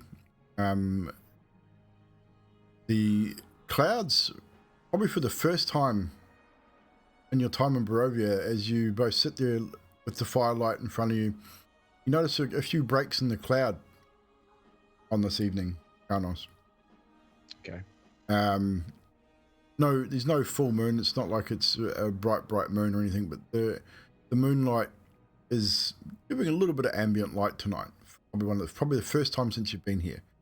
You've been in Barovia now almost just over a month, coming up a month, about 30 something days. Memory. You're both a little exhausted, a little beat up, even though you've had a little bit of healing. But it's now just you and Ismark sitting by the fire. Is there anything that you wish to discuss? I stick close to the fire for a bit, and I get up and just have a look around every now and then, keep my weapons at bay, and I sit back down at one stage and I say to him, you know, Ismark, you've lived in this Barovia, in this area, your entire life, right? Yes. Born in Barovia. Okay. When people go missing like this, is it often that you would see them again? When you say missing, as in Zadriel? Well, yeah, I mean, you know, we've had a few go missing now. It's Zadriel. Of course, your young friend Mirabelle went to miss weeks ago. Yeah, and we haven't seen her since, and I'm just at that point where I'm starting to think, you know, you get past that 24-hour mark, it starts to get less likely we're going to find her, which I like to keep hope. I'm a man of hope. Many people go. Many of the locals eventually show up. Some do not. Some get eaten by wolf. Others by other means, attacked by bandits. Many lands, I guess. You've dealt with Strahd yourself. You've talked to him. I've never really spoken to him. I've seen him. and do not really care to speak, to be honest with you. I know for his infatuation with my stories. Yeah. Fault. It was just when we were talking with the Vistani, it made me wonder, obviously they're a little double backy, they're a little weird, but and they talk of him like he's a reasonable person. And yet... You have heard story of Strahd and him, who he is, yes? Yeah. Before that, way before, he was powerful man. His father was king of this land.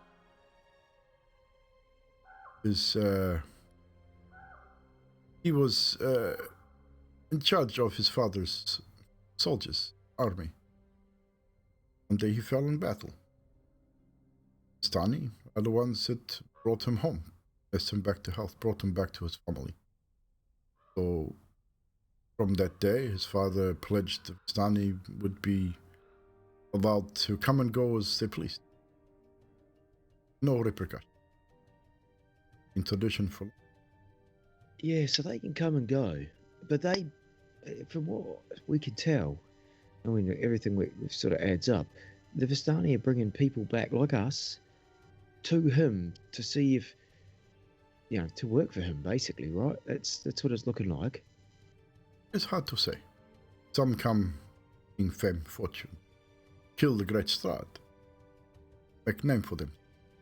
Others come to try and free Barovia his grasp. As you have come to help by free Barovia, Strahd and his... us. I do not know if this is possible. Never happened. But no, we can obviously not. We'll do what we can. It's a funny thing though, we get the letter, tells us about a job, but we found ourselves here not really able to get back out. It's not one of those situations where we're like, all right, put on your pack, walk over the hill, here's our job. Oh, now we can walk back to where we came from. It's just a slightly different situation to what I'm used to. I've heard stories. Strahd bringing adventurers, people like you and your friend, here to Barovia, play games. I believe you call it cat and mouse. Yeah, he loves these games. Wonder if he's ever played chess. Chess is a good war game type game. Maybe this is chess for him. You are his pawn. Yeah. Jeez, I hope we're not his pawns, because when I play chess, those little fellas are the first ones to go. Indeed. He definitely was playing game tonight. I believe he could have ended us quite easily. So wished. I think there's two ways of looking at this, Ishmark. He could have ended us if he wanted. That's true. So, why didn't he end us? That's the question. That's one way of looking at it. The second way is he's worried that we can do something. Maybe he wants to see what we can do. Maybe that's the second. Maybe he doesn't want to end us because he needs us for something specific. Maybe there's more to this little story than we know. This is true. We don't really know a lot in here. Maybe a month. Yeah. You have helped Vallaki. People of Vallaki seem grateful. Oh, we've caused some trouble. And you've got some trouble, yes. I was a little bit dubious, I must admit, when you got yourselves arrested. But, oh yeah, that was that's good times. That's all in the past now. I was a little concerned that you were going to get banished from Vallaki. If that had happened, I may not have been able to help. That's okay. We seem to get on all right. This place is a little strange, I must admit. And I've been to some strange places. Let me tell you, I've been here, there, and everywhere. This is the first time I haven't been pulled out of a place, with a nice like a teleportation vortex to get me back to safety when I needed it the most. So, I guess it's just a matter of a brave new world, so we might say. Indeed. I am fearful that Strahd will protect what us all, but as I said, I will do anything to protect Irina. Yeah, that's fair. I'm not stupid. I'm not going to do it willy-nilly. I'm not going to throw my life away. No, because if you throw your life away, you can only do that once, right? You can't. Well, unless Well, Strahd brings in you back. Barovia, things are a little different. It is kind of strange. How do I explain? You remember? I mean, obviously, you remember procession of dead from church to castle. The Walking Dead ghost guys. Yeah. Unfortunately, if you die here, you can never leave. Your spirit is bound to. All right, you can check out, but not leave. That's it. Done. But pretty much. You may be able to be revived, possibly. You may be able to find your soul and reunite it with your body, but the chance is slim. I mean, you may be revived, but you may not be the same person. Maybe someone else may take over your body. Understand? You believe in reincarnation, then? It's hard to explain. Some people here are not people. Yeah, people are strange, eh? Very strange. Come from strange places too. Yeah, they do. I mean, that's us, right? Exactly. But, yeah. I'll tell you what. I'm feeling a bit, and Carlos sort of unpacks his bag and starts to look through and see what he's got rags-wise to sort of patch up some of his own wounds and stuff. Barovia is murder capital of the world, I think. Lots of people die here. I don't know if they keep a tally on that. Do they? Do people take notes of? I'm not sure. Possibly. Never know. Clerics, mayors, Burgermeister, they may take note of these. I do not. Well, like you would for your sister, and Carlos sort of puts his arms out at the group laying and sleeping around, and he goes, "These are my brothers in arms, and I definitely want to keep an eye on them now, make sure everything's good. Henceforth, why I like to, keep watch on them as much as I can. I'm even starting to like, the ones I like the least to begin with. It's weird how that happens, right?" Exactly. Roll perception check. Uh-oh, Percepticon. Perception. It's Mark's perception is crap. Has none. That's a gigantic 4. That's a 9. So Carlos busy talking. He's not taking much. So is this, Mark. You're both deep in conversation. Your watch goes fairly quickly. 2 or 3 hours flies by when you're having a discussion. You talk more about Barovia and what strange things even Ismark has seen here. He has talked to you about the windmill and the hags a little bit. He's heard about them, and talked a little bit about Berez as well. That you know that you definitely, if you're going to go to Berez for any reason, you guys were looking to go there, you definitely have to seek out the Burgermeister before just entering his lands. Otherwise things will go horribly wrong if you don't. Yep. But he also said beware of the Saga's hut. Kind of an odd statement, but he wouldn't really further. And eventually he sort of says, well, I think it must be time to wake up young Adok. Maybe a watch by himself will boost his morale a little bit. Little skittish. Yeah.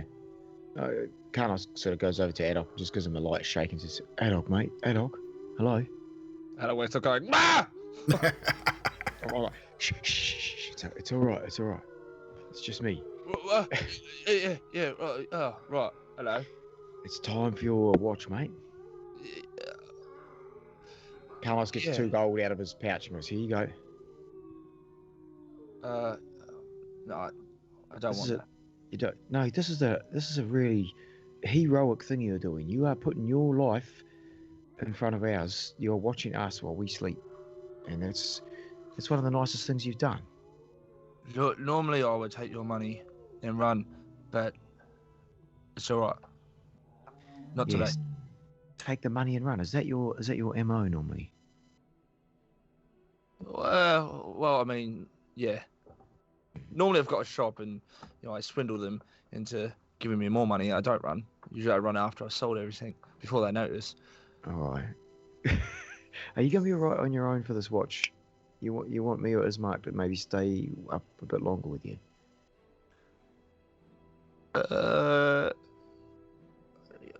Nah, you know what? I feel like You'll be fine. Zadriel might I want think me you'll be to do fine. this. Yeah. All right. I always sleep with my axe next to me, so just wake me up if anything happens. All you Right, have to do is scream. We will be back. That I can do very loudly, so I will I've keep heard that in mind. it is a good scream. Have a good night, Adok. I'm gonna go and sleep. So I'll go jump into my me sleeping bag, me bedroll. And Ismark props himself inside the lean-to, sort of half by leaning against it, half by lying down, and attempts to get. So Adok, you are awake by the campfire. You keep it stoked up, keep it going. Not so much so as to let everyone know that where you are, but enough to keep the dim light going and fairly warm around the outsides of the campfire. Is there anything you wish to do while you're on your watch? Yeah, Haddock's just going to be sitting there, stoking the fire, looking, darting around, jumping at any noise that obviously goes. He's sitting there going, right, yeah, of course, just left alone out in the woods in Barovia where everything wants to kill you and maim you. This is fine. This is great. I'm doing great. What the fuck was that? And then he's going to sit there for a while and go, right, I guess I better do something. He's going to get up and he's going to walk a little ways away from the group, and he's going to stand facing what he thinks is in one direction, cast message. Which and direction point are out you to going it. Just in any direction. He's going to go north, south, you know east, where the west. bridge is, which is going to lead you towards Lucky. That's towards the east. And that's eastish is where that you would know that the gate Barovia that the party came through, you were heading to when they found you. It's on the eastern border of Barovia. Okay. Yeah, well, I guess, if he would start towards the bridge, towards Valaki, and just cast message, he would just say, Zadriel, if you're alive, let us know, because we almost died looking for you. And then he's going to wait. What's the range? 120 feet. Wait. 5 minutes. And then Adok's then going to turn basically like 90 degrees, so he's like physics. So and then he's going to do the vice versa. Just do a complete circle yeah. of message. Each one, same thing, 5-10 minutes, no reply. You get almost back round to where you were before, and you cast a message back towards the direction of the forest where you just came. Up that road. Cast message. Get a reply, but it's not the reply you were expecting. Betrayed me, little.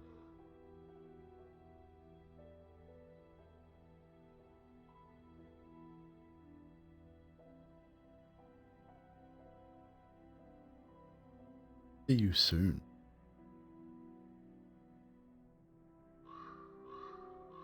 Recognize the voice. Probably so much so that roll a quick wisdom save for me.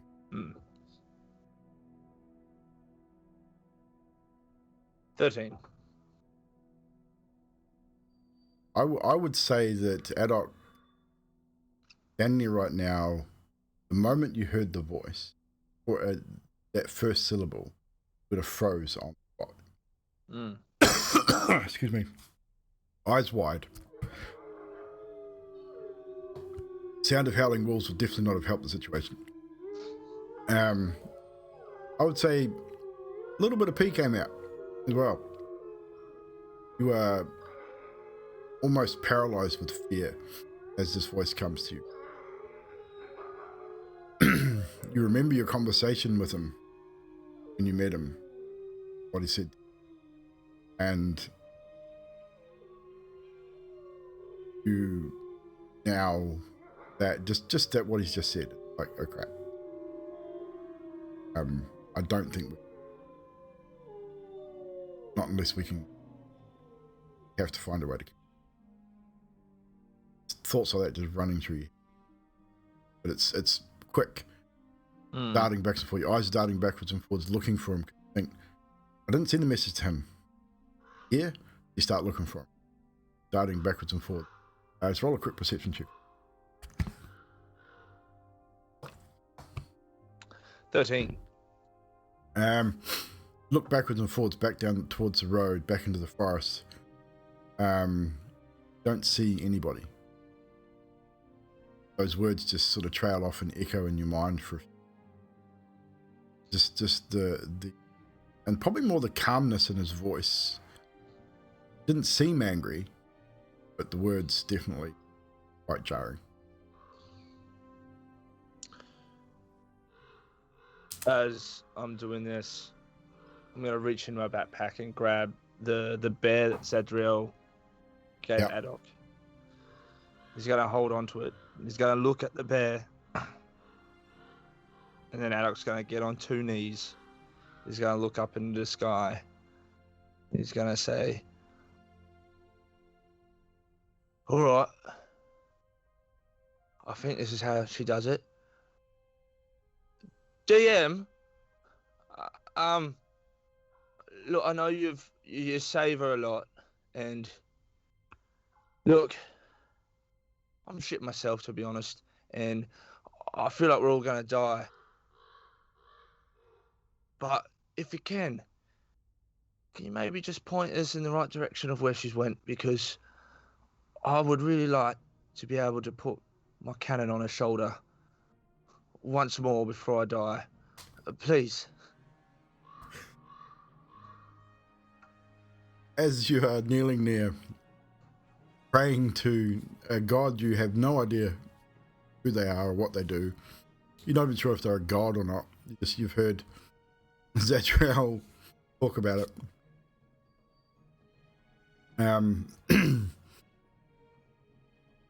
One thing that does happen, which is quite surprising to you, is a warm breeze. Feel it on your cheeks, on one side of your face, and it's coming in the direction of it's a slight warm sensation, which is strange in Barovia as it is. Generally kind of a cold and dingy place. So to have that sort of warm breeze blow across your face, coming from that direction, maybe that's the answer. Oh.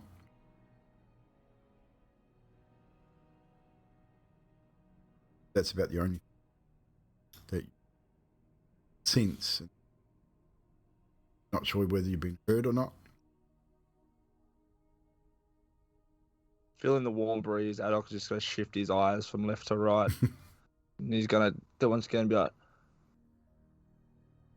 "All right, if that was you, warm breeze once for yes, warm breeze twice for no."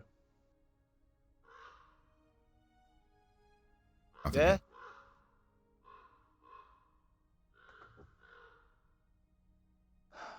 It's the sound of the crows and the trees. Occasional howl of a wolf. Zadriel, I really hope you're alive. All right. All right, better get back to this crew before something or someone kills them. As you continue your watch, the remainder of your watch goes unhindered and without incident. Eventually, wee small hours in the morning, you wake Scathus. Take the last final watch. Scathus!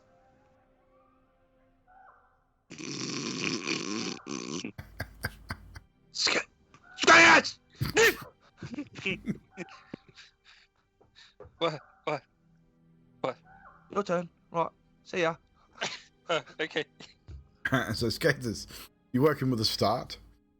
You wake up, you set yourself up, might take a drink or whatever, stoke the fire, make sure it's not gone out. And you start your watch. Is there anything you wish to do during your watch in particular? No, just Sit and keep watch? an eye out. Yeah. Do the quiet thing that I usually do. You sit there and try and quiet your mind. Trying to sense the area around you. Roll a perception check.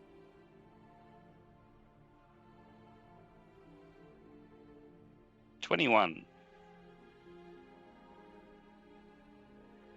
The night's pretty quiet. Again, the occasional crow can be heard in the trees, the occasional baying of wolves in the distance. Roll a d20 for me.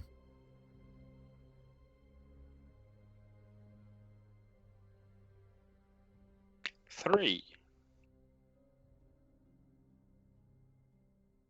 As you sort of, after a little while, stand up.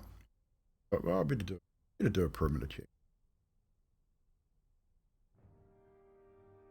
Walk around the camp, back around the back of the camp, and as you're coming around the back of the camp, just as the sun starts to rise in the sky, clouds sort of move in, and the clarity of the night sky, which was odd for the first time you've seen it, now starts to fill with those ominous clouds once again as the day starts to break. As you're walking around the back of the camp, you spy a hint of something in the bushes, just maybe 10-15 feet from the camp. It catches your eye out of your peripheral, like a flash of white or ivory or something. You're just not sure what it is. Catches your eye as you walk. You go investigate. Yes. As it catches your eye, you stop. You think, "Bad." Walk up to it. As you get closer, see clothing torn, obviously by some form of. Move the bushes and you find a skeleton. Something that looks like it's been here for a long time. The bones are weathered and worn. You can see teeth marks on some of the bones, in fact. Clothing that this individual's wearing, torn and old. Most likely a victim of a wolf attack or something years gone by. Do anything. See if I can find anything of personal effect. Roll investigation.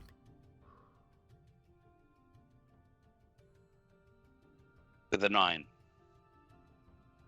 You search through the body, and all you find is one gold coin, stamped with Strahd's face at most of the coin. Pick it up, turn it in your hands, and on the back is scratched, just evil, just the word evil. IL, very crudely. Again, looks quite old too. It's been there for quite some time.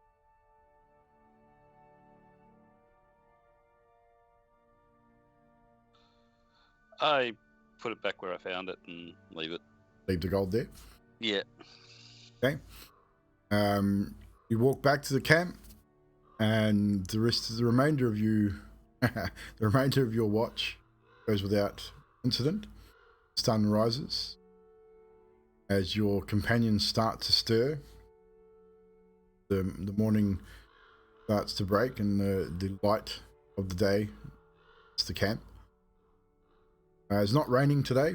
The clouds are a little thinner today than usual, but the sun's not beaming through, of course, but it definitely seems a little brighter for some reason. You all gain the benefits of a long rest. Adolf's gonna jolt awake and then feel his body, expecting like a limb to be missing or something. Hey, check yourself. Everything's still there. Everything seems fine. Gonna look around to see if anyone else is dead or missing or. No, everyone else looks fine. Even Skathis looks a lot better this morning. So Skathis, your maximum hit points are back up to normal. Needed a long rest.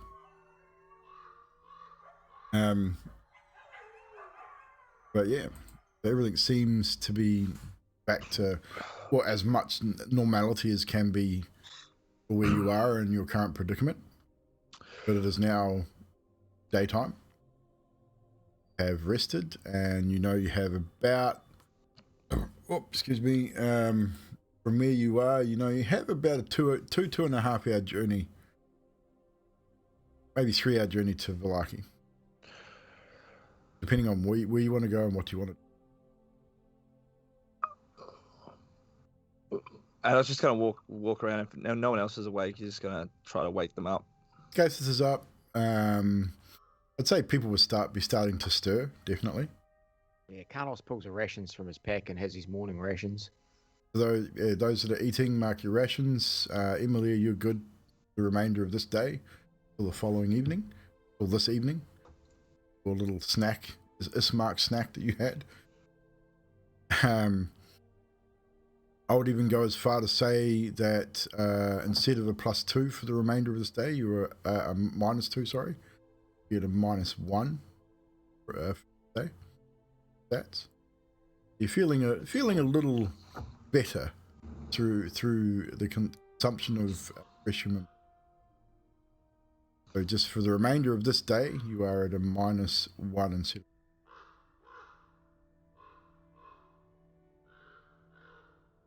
So Ismark sort of looks around. Oh, well, not the best sleep I've ever had, but I'm feeling much better. How about the rest of you? Are we good to go? Yeah, I think so. Want to say something, Adolf? Yeah. Well, 2 things. First of all, well, actually 3 things. First of all, we managed to sleep and no one died. Isn't that amazing? That's great. That also poses another problem, which theory number 2 is definitely in check. I feel like Strahd, this is my second point, I feel like Strahd is definitely toying with us and is deciding to keep us alive until he decides it is rightful and for the taking, and will then descend and kill us all. He contacted me last night on my watch. I didn't tell anyone. I should have, but you was anyway. And then moving on from that one, because yeah, that was good. Last point, we should head to the east. Zadriel's that way. I've got a feeling. I don't know, but I think I do. From DM, not quite sure. East. Okay. First one, awesome. Second one, what the fuck? Third one, huh? So Fibbles, at the mention of DM, you would know obviously as Zadriel's deity, the one she speaks to frequently. At the mention of that, it's odd, to say the least, that Adok would be mentioning DM.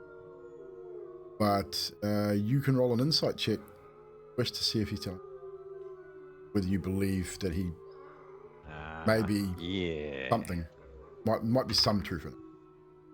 All right. Insight check of 25. So yeah, I think I'm doing pretty good. I think you are. I think the moment you hear the him say DM, your ears probably prick up more so than normal, and it's still odd that Adok would be mentioning DM, but that Driel's belief in DM is quite strong. Whether you trust what Adok is saying. So Strahd had a conversation with you? Well, not really a conversation. Really, what he said was, apparently I betrayed him, which also not true because A, I didn't know I was doing it, and B, apparently all he said to me was just to hang with you guys and keep a watch on him, which I did that, so I didn't really betray him. But then he also said, it was like a message, you know how I cast a message thing? Well, I was doing it, I should probably explain that. I was doing it to find Zadriel, and then he somehow replied to me, even though I didn't send it, all confusing. It's like he got onto my freeway intercom, but like mindfully, didn't really make sense, and then he said that he was going to kill us, and he wouldn't let us go, and we're all going to die. Basically, that's some of it, and that I betrayed him. Wait a minute. So he's going to kill us, or he's going to kill you? Well, I feel like probably me first, and the rest of you got lot, but definitely all of us. Yeah. Especially you, Scapers. Definitely you. What's he got against the red-headed freak? Definitely get the impression that it was a collective. Essentially, Yeah, well, we can always try to kill him first.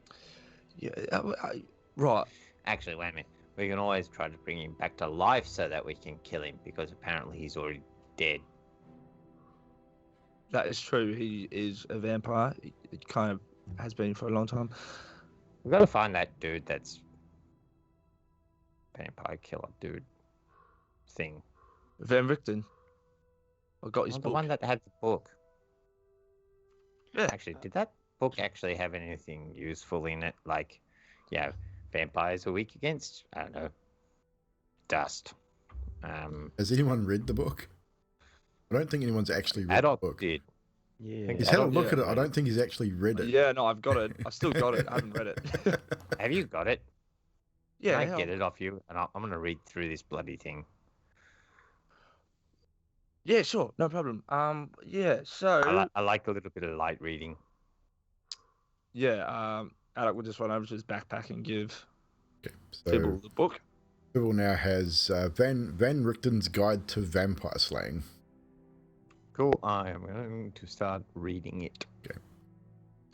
It's a fairly sizable read, so it's going to take you, I'd say, probably 5 or 6 hours of solid reading to read it from cover to cover.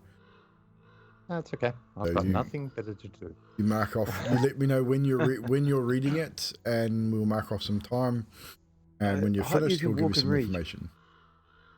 I was actually thinking, if you carry me, I can just sit there reading it on the back of your head. This is quite me? true. Yeah. You could jump or Skathis, or any one of you tall bastards. You could get central on my pack as long as you keep even weight. I will be happy. Oh, No, I'm not very rounded. No. Weight-wise. Pack's pretty heavy. Yeah, maybe Scapus is your best bet then. Okay. What's your strength, Skathis? Yeah, no. Yeah, no. What's your strength? Oh. What's your strength, dude? 10. Yeah, no. Okay. There's no way in hell the Skathis will be able to carry Fibbles to. Right. Maybe Fibble, maybe if we strap you backwards so you're facing backwards, so you're reading away as I walk, so we're both facing back to back. Fibbles tip. I think I can carry you if you wish to read.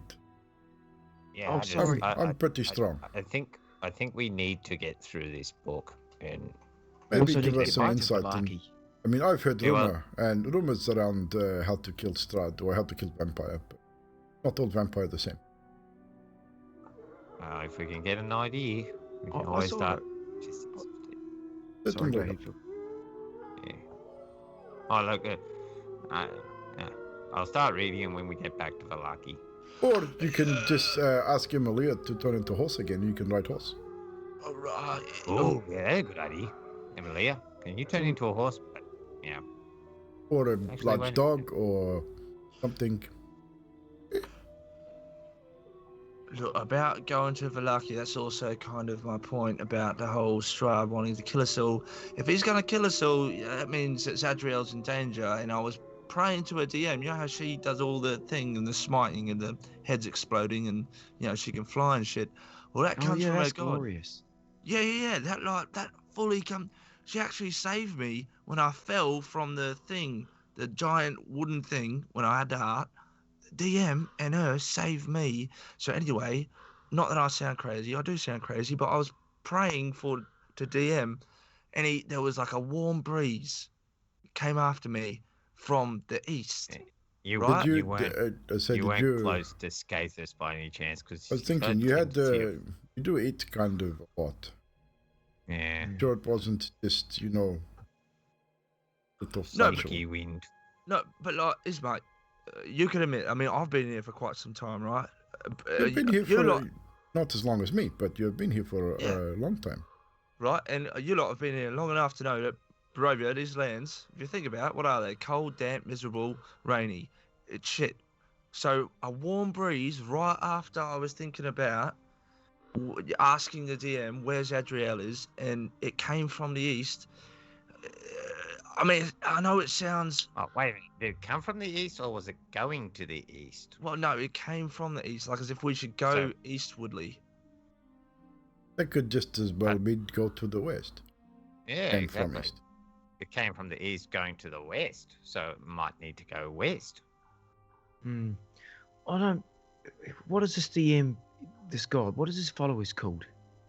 Wait a minute. DM? Can I have your map? I want to see what's to the east from here. Yeah, Sure, what's to the east? True east is. Oops, shit. Can't give you that one. Oh, damn it. Right, to the east from where you are, you have the Lake Baratok, where you blew up the tower and destroyed the carriage. You have Kresk, the Wizard's Wine Winery was where and Easter Hill, all over the eastern Barovia. And what about west? Western Barovia, sorry. East is where you came from, where you came to. Oh, so for right. Yeah. All right. Ah, let's go east. Can't hurt. Yeah, right, east, right. All Yeah. right, so we'll So go east east, today. so east takes you back through Vallaki, and you've travelled all those roads on eastern Vallaki. You've got the gates towards the castle. You've also got the Seer Falls, which you haven't been to. It's, this mark says that there is, if you want to, I mean, I don't know if you want to talk to Vistani again, but there is another Vistani camp on the Seer River to east. Maybe she go there. Those guys seem to be assholes. Yeah, I think maybe next time we don't stop and drink. That was my fault. I thought we were sort of getting. Maybe drinking not so good. Maybe we just go ask question. Get You know, I answer. was trying that when in Rome. You know, might get more answers out of them if we were doing anything. But Probably a good idea, but not so much in this. I do love my drinking, and I do get some mead. You know, I hold up my canisters and take a swig from each one. So Fibble, you said you still wanted to get stone crystal or something. Yes, I need a crystal. Do we want to get this first before going back to Vallaki? Is that and east? well, it's on. We have to go to Vallaki and then go north. Actually, not far from here. We take go to bridge. Do not follow bridge. We go down, follow riverbank, and go around to the northern side of the lake. That's east from here, so let's do that. It is Go that definitely way. east for a little bit and then north, but then it's east again. Yeah, that sounds perfect because there might be a northerly breeze at the east spot. Yes. Never know.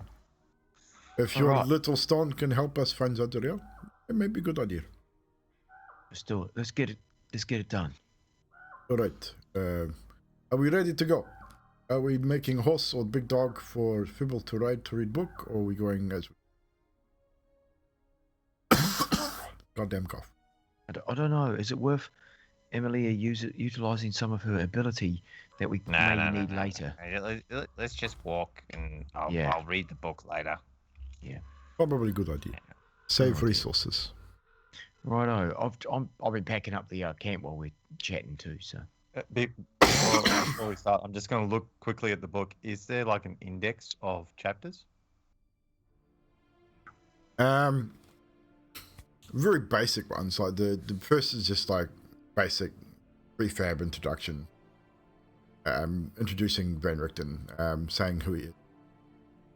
Master Vampire Hunter stuff. Then it's just got basic vampire knowledge, more or less. It's not really chaptered, but if you sort of quickly flick through the first few pages, you see the first few pages are just real basic knowledge about vampires.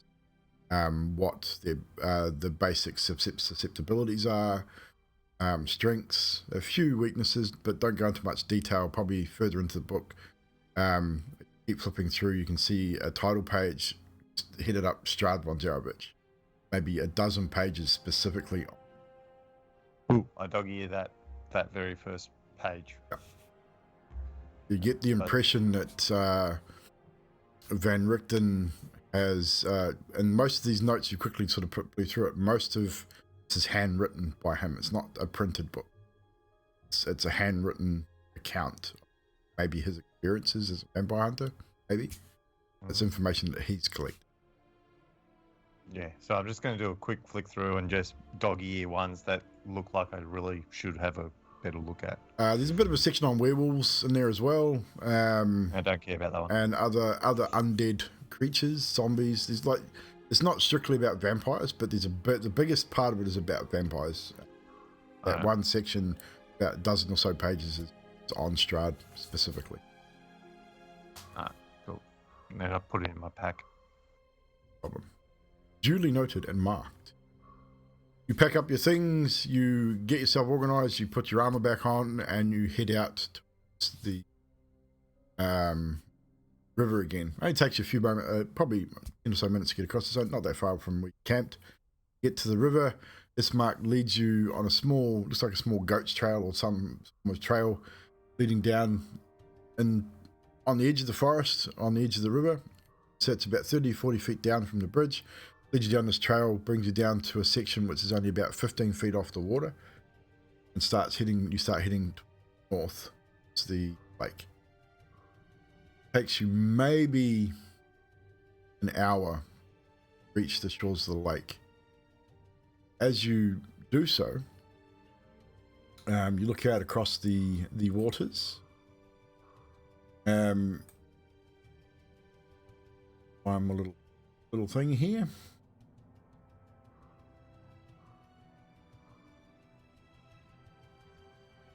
Lake Zarovich.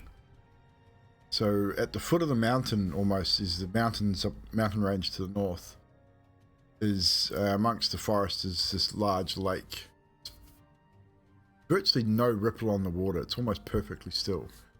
It's perfectly reflects back the dark sky and clouds. They're a little thinner today than they normally are, but they're still there. And it's really odd that there's almost no ripple on the water. Almost glass-like. You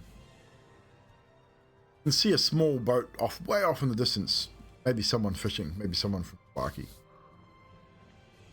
Like, you're talking several hundred feet off in the distance. Either almost like a speck on the horizon. It's a small fishing boat, little rowboat type deal. But as Mark says, Storm's this way, and he starts leading you around the western shore, circumnavigating the shore. Bring up the reference here.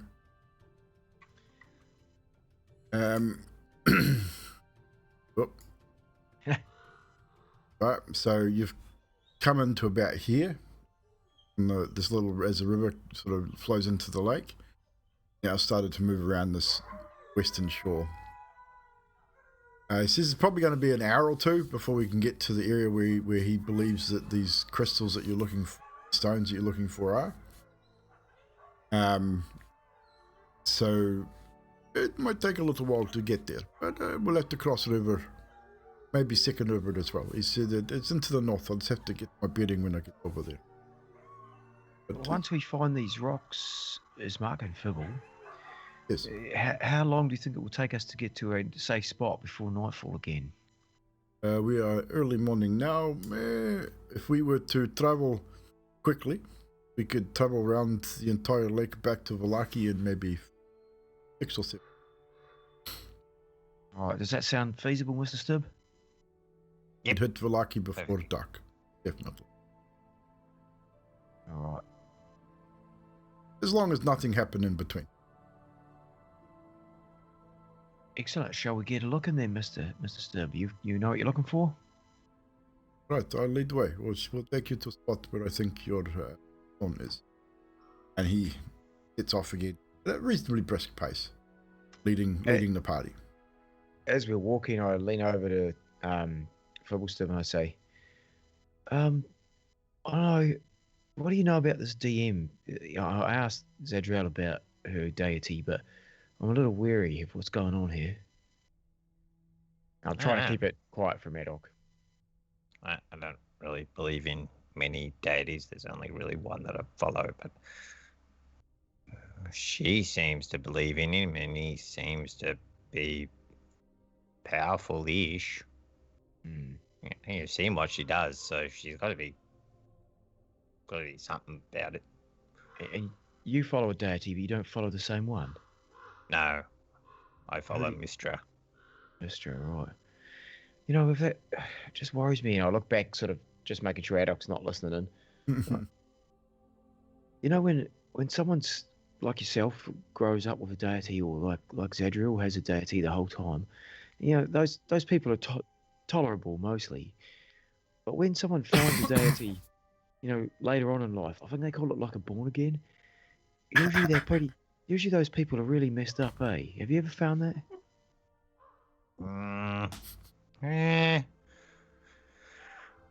It depends. Like, I don't know. It could be a good thing that Adoc actually finds a religion because, you know, the guy needs something. No, he's got. I mean, he's coming right. I feel like he's a changed man. The goblins have. Maybe the DM's been helping him, and that's why he's better off. Yeah, if you think so. Or it's us. I would have thought I don't our believe influence that one. is definitely. Pretty sure our influence is definitely up there, Mr. We're Still. pretty fucking crazy. Z ran off because she got tired of our antics. I thought we were pretty normal. To be honest, this is how life is all the time for me. That explains a lot. Have you ever travelled with a group of people before like this? Couple. Yeah, I've done it. I mean, I've had quite a few groups now, and it pretty much always goes this way. You know, everyone sort of starts out wanting to be better than the other, you know, just trying to prove their worth, I guess. Then they realise they hate each other. They argue for a bit. They become friendly again, and then everything works out in the end, and we make money, and everyone is, you know. Or they all die and you survive. One of the two, isn't it? I definitely haven't not had that happen before. No, not really. They don't normally all die. No, that's. I mean, a good percentile. This is the. I mean, adventure is life we're living. A percentile of them die. Yes, that is correct. But no, not all. I mean, what kind of group would you be if you all died? That's crap heroism. I've heard some tales. Yeah. There was that story about the dragon, but yeah, I don't quite believe that one. But yeah. Story about the dragon? What's that one now? This white dragon kept on terrorizing the area where I was living. It got taken out, but you know, it was weird. Did it kill everyone Something about in your party? Hey? Did it kill everyone? No, I wasn't there. Oh, right, okay. That's what I got told after the fact. Yeah. It sounded believable. Apparently there was some gods playing some practical jokes as well. It was... Yeah. Deities, they don't seem to really have a life. They just like to fuck with us. When I was growing up, my parents had a deity. Kind of didn't work out so well, so I've never really followed one as such. What was your parents' deity? Well, they believed in the goddess Beshaba. Excuse me? Beshaba, Besh, Abba. Not really reading's not my thing. She's known as the goddess of misfortune, you see. And you know, he sort of waves his arms at his leg. Yeah, that seems like a stupid. You want to follow a god that helps you, not makes you have misfortune. I don't wonder why you're the way you are. I don't think she makes misfortune. I think she's more there for those who have had misfortune. You said she's the goddess of misfortune. That means, you know, that's her thing. That's her mojo. Well, yeah, I guess that's kind of how. I mean, like I say, I don't know much about it because they tried to raise me in it. I thought it was garbage, but you know, your parents, you got to do what they tell you. But anyway, we're back to Adoc. This is not about me. I like that he's, you know, Adoc, manning roll a up. Perception check, please. Conversation's been going on for a while. I like that he's manning up. Can a goblin man up? Anyway, nonetheless, we just need to be careful with this Muted born again religion business. I got a 15. Pete? I don't think it's a bad thing. But, Don't hear it. it's ad hoc. I rolled a d6. And unfortunately, you might catch... they're talking about something. It's obvious that they're talking, but you can't quite hear what they're saying. That's all good work. Yeah. So,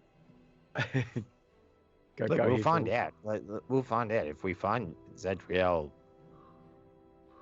wherever the hell this warm breeze takes us. We know it's good. If we don't, we know he's full of shit. That's a good he's point, probably actually. full of shit anyway. No, well, if we find her, then I might think, hey, this DM thing is a thing. Otherwise, if we don't find her, then DM's just full of shit, right? Well, no, it could actually be ad hoc. Oh, right, yeah. Okay. Miss- I don't want... Yeah. See, you don't know. He might have farted and not realised it.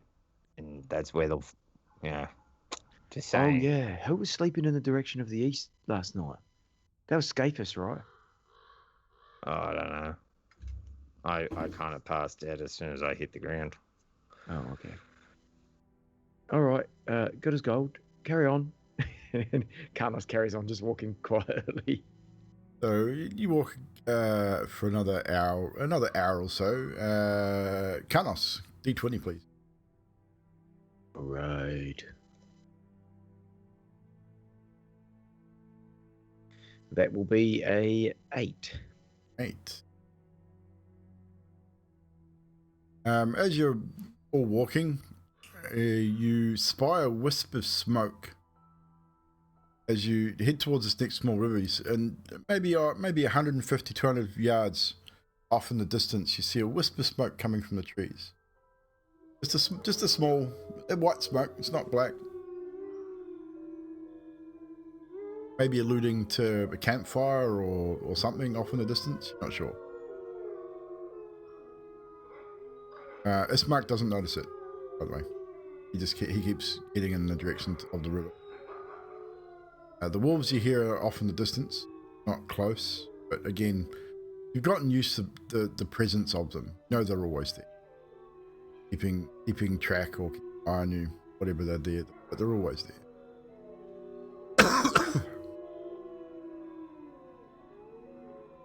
The Karnas, you'd probably actually roll perception, everybody.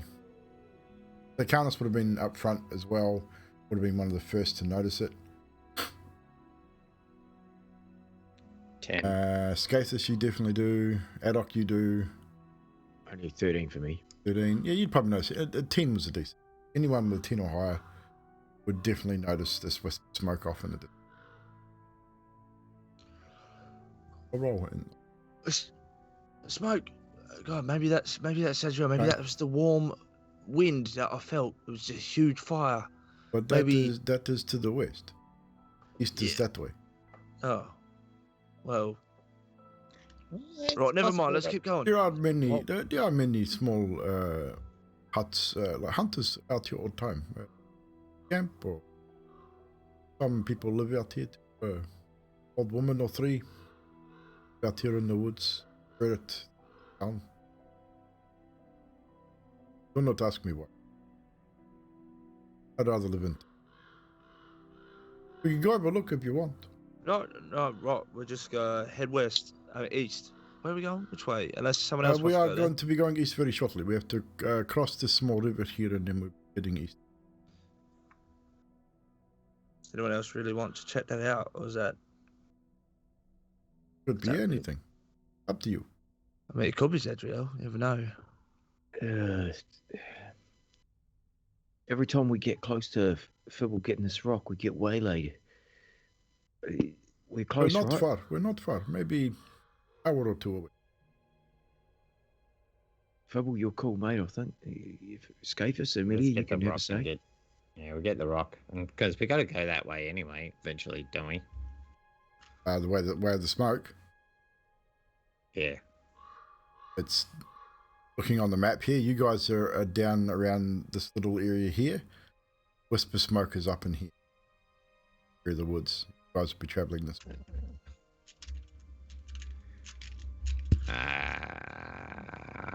Crystal, then we go investigate. Damn, I wish I had the owl. All right, the hour or two before we find Chris, we should be good. And you find a place. Esmark sort of looks down and you sort of see him test it with his sword, make sure it's not too deep, and about 10 or 15 feet wide. So you probably jump across it if you really wanted to, but it's shallow enough you can walk across it. Esmark finds a nice point to cross and crosses over the river. Do you all follow? And as you cross the river, you now head into another portion of the woods. Not quite as dense, the forest over the side. Seems a little warmer across the side of the lake as well, heading more. Weird, considering the mountains. There's a mountainous region up here where all these rivers sort of feed from the mountain into the lake. I think it'll be cooler, but it seems a little warmer. Maybe it's just a day. Or something. Next hour of travel, nothing really happens. Come to a little bit of a clearing in the woods. Looks like there's been a camp here at some point. An old ring of rocks where a fireplace would have been set.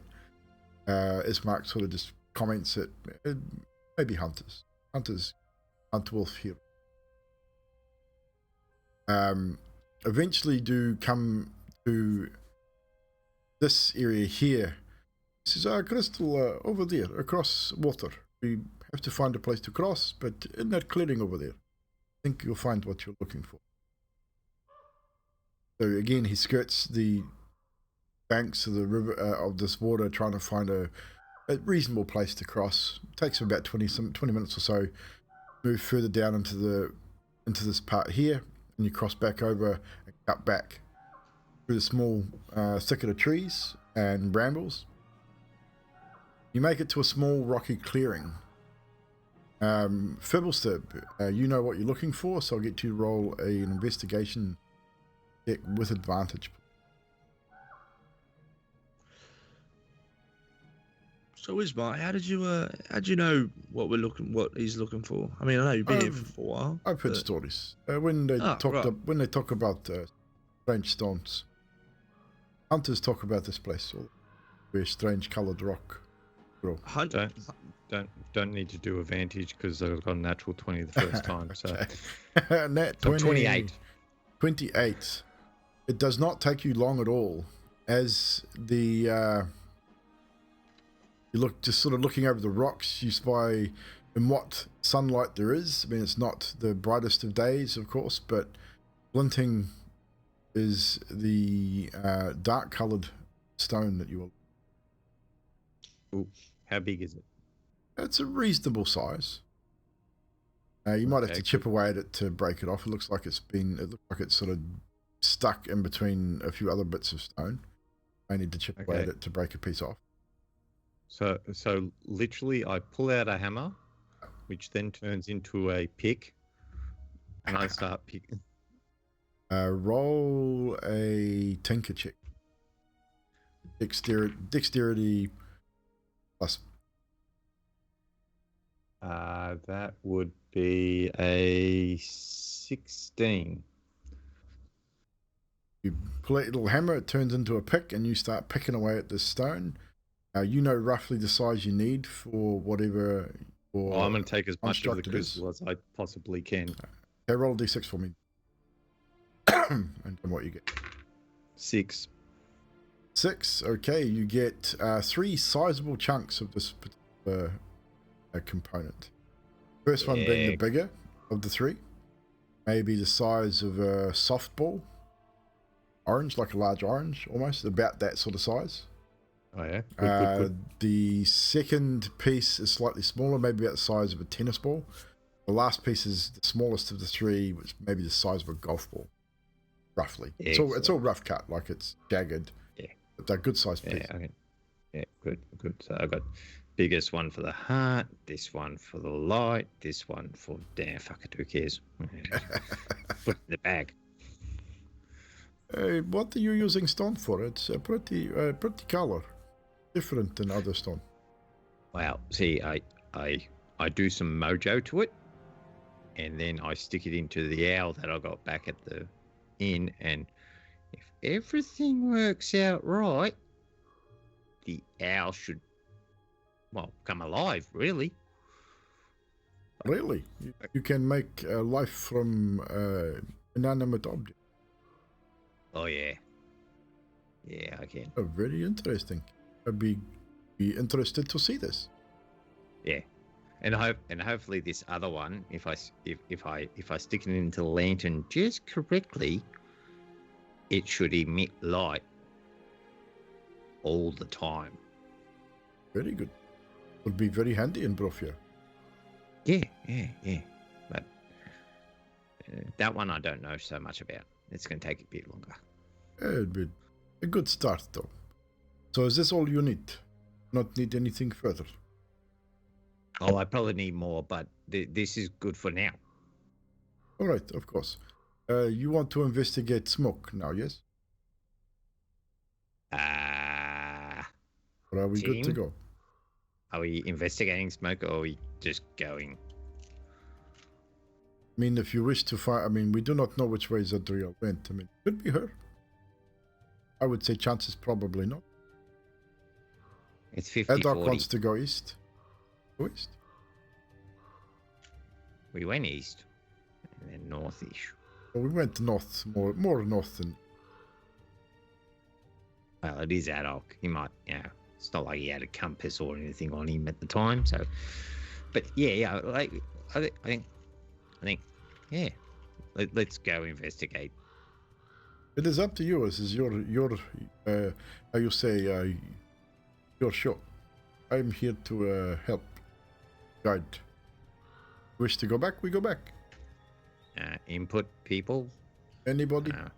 No, I just feel like we should definitely keep going east. You know, I don't know what it is, but just if we keep going east, you've got your stone, now let's go east. Screw that smoke. I mean, it's interesting and all, but east. Alright, I don't care. I got my stone. Let's do this. Yeah, I'm happy.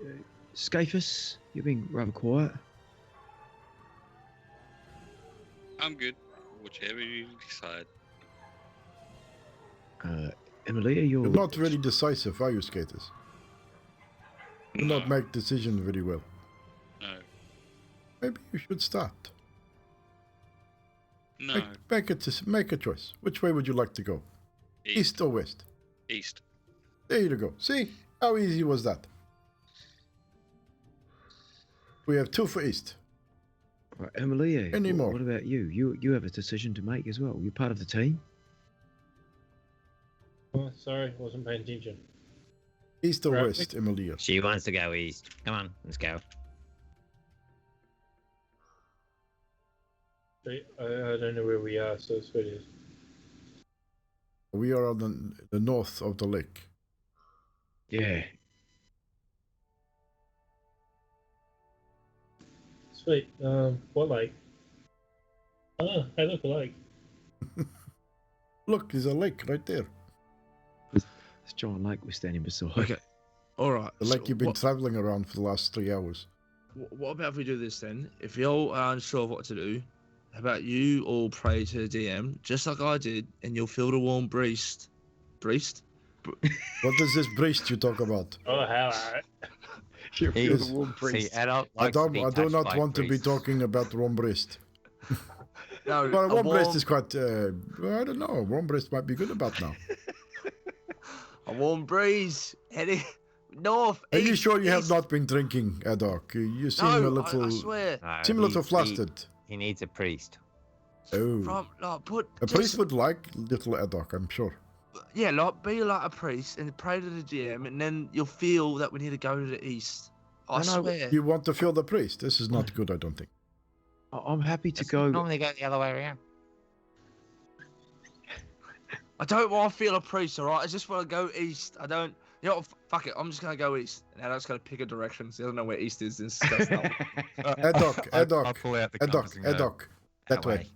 Oh, right. Yeah, I knew that. I'm with you, Adult. I'm with you, all right, mate? All right, it appears we are going east. So as Enoch turns and goes, oh, crap, okay, we're going that way, and starts heading towards the east, the rest of the group starts following Enoch, and that is where we'll call tonight's session. We'll pick up there next week. Awesome, guys. Enoch and his priest. Oh, Jesus. Thank you so much, guys, for hanging out with us tonight. Once again, joining the party in the Barovia. Magic, Yanti, Mina, Dave Mortem, good to see you, Diddy. Good to have you along. Everyone else, the new followers, we had Nanotech Ninja and Zintrox and Aurelia with the follows. Got some bitty bits from Nanotech as well. Thanks for the bits, appreciate it very much. All the bits and subs that goes to buying more source books and source material for D&D stuff. So I just bought Van Richten's Guide and Tasha's Cauldron to everything. The next one will be another adventure. Hopefully, will be the next adventure we look at doing, which is probably Tomb of Annihilation. Did you get them physically or digitally? Digital. Got them all through. Pretty much. Yeah, I own them all on D&D. Every source book, I think. Nice. So it's just now start collecting some of the adventures. So I can, after we finish Curse of Strahd and we get through the one shot with Cam, I'll look at doing another adventure module, Tomb of Annihilation. So as we normally do at the end of our show, we're going to quickly go around our panel and get some moments from tonight's stream. So we're going to start with Emilia over on the top right there. Emilia, a moment or three from you, please. Oh yeah, I had a few. If there was a few tonight. Someone said, Emilia, you looked drained after drinking. I think that was Kaunos.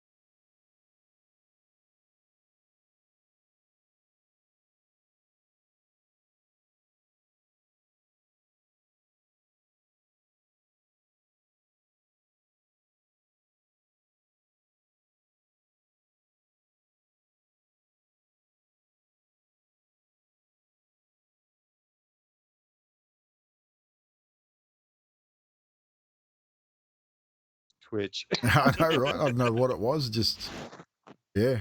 I'm back. Sorry about that, guys. We literally just. Oh, hello, Miss Yanti. We just She's lost. alive. I just literally lost my streaming PC. It just decided to freeze. That was random. But yeah. So back to Emilia. Sorry about that. You can carry on from where you left off. Doing that while I take a quick pee. I'll be right back. Alrighty. I'm pretty sure it's Fibbles that said the drained line. Yeah. Oh Jesus. Pulling out of a teleportation vortex. I can't remember who said that. Probably Carlos. That was Carlos, yeah. Adult turning down 2 gold. Yeah, that was disappointing. Adult being on watch. Everything wants to kill us. It sounds like camping in Australia. Who said Yeah, that? Nobody said that. Was that from chat? No, it was just like Adult actually being on watch. And I was thinking it sounds like camping in Australia. I Everything was actually waiting for him to move 20 feet away from camp because if he did, the alarm would have gone off. All right. Well, I did, yeah, say move a little bit away, so probably would have been, yeah. Close to it. Yeah. That's probably enough. All right, I'm back. I went with the idea that you moved, like 10 feet away from the rest of us. So I didn't say, yeah, the alarm would have just gone off. Righty, so what do we get up to? That's enough from me. Skaters. I'd have to go with Adok, and I'm swear he's a Malkavian. He has Adok's no the idea full what I'm brand. talking about, does he? No. If you Vampire the understood the Masquerade. Vampire the Masquerade's lineage, you would understand the Malkavian reference. I'm Malkavian. Yeah, Malkavian. Search the Malkavian from Vampire the Masquerade, you'll understand it fully. You did They well. have deranged vampires. Oh, okay. Yeah, pretty much. Nah, you did well, Cam. That was awesome. Anything else, Skaters? No, that's it. And Fibbles tip. I enjoyed Cam's little DM moment and then giving him some shit about the priest at the end. Freudian slip, maybe. Hey, it's not the first time we've caught him saying priest too. We're just saying. I did go to a Catholic primary school. You Wow. Wow. And I don't remember my primary childhood years, so you never know. Locked it out. I'll consider the contest. Crack up. And you call us friends, so he's starting to get more and more warped. Damn. So, but yeah, so that's pretty much it. I think Yanti should say something since she just sat there and did nothing all session. Anyway. We'll get to her. Mr. Adok.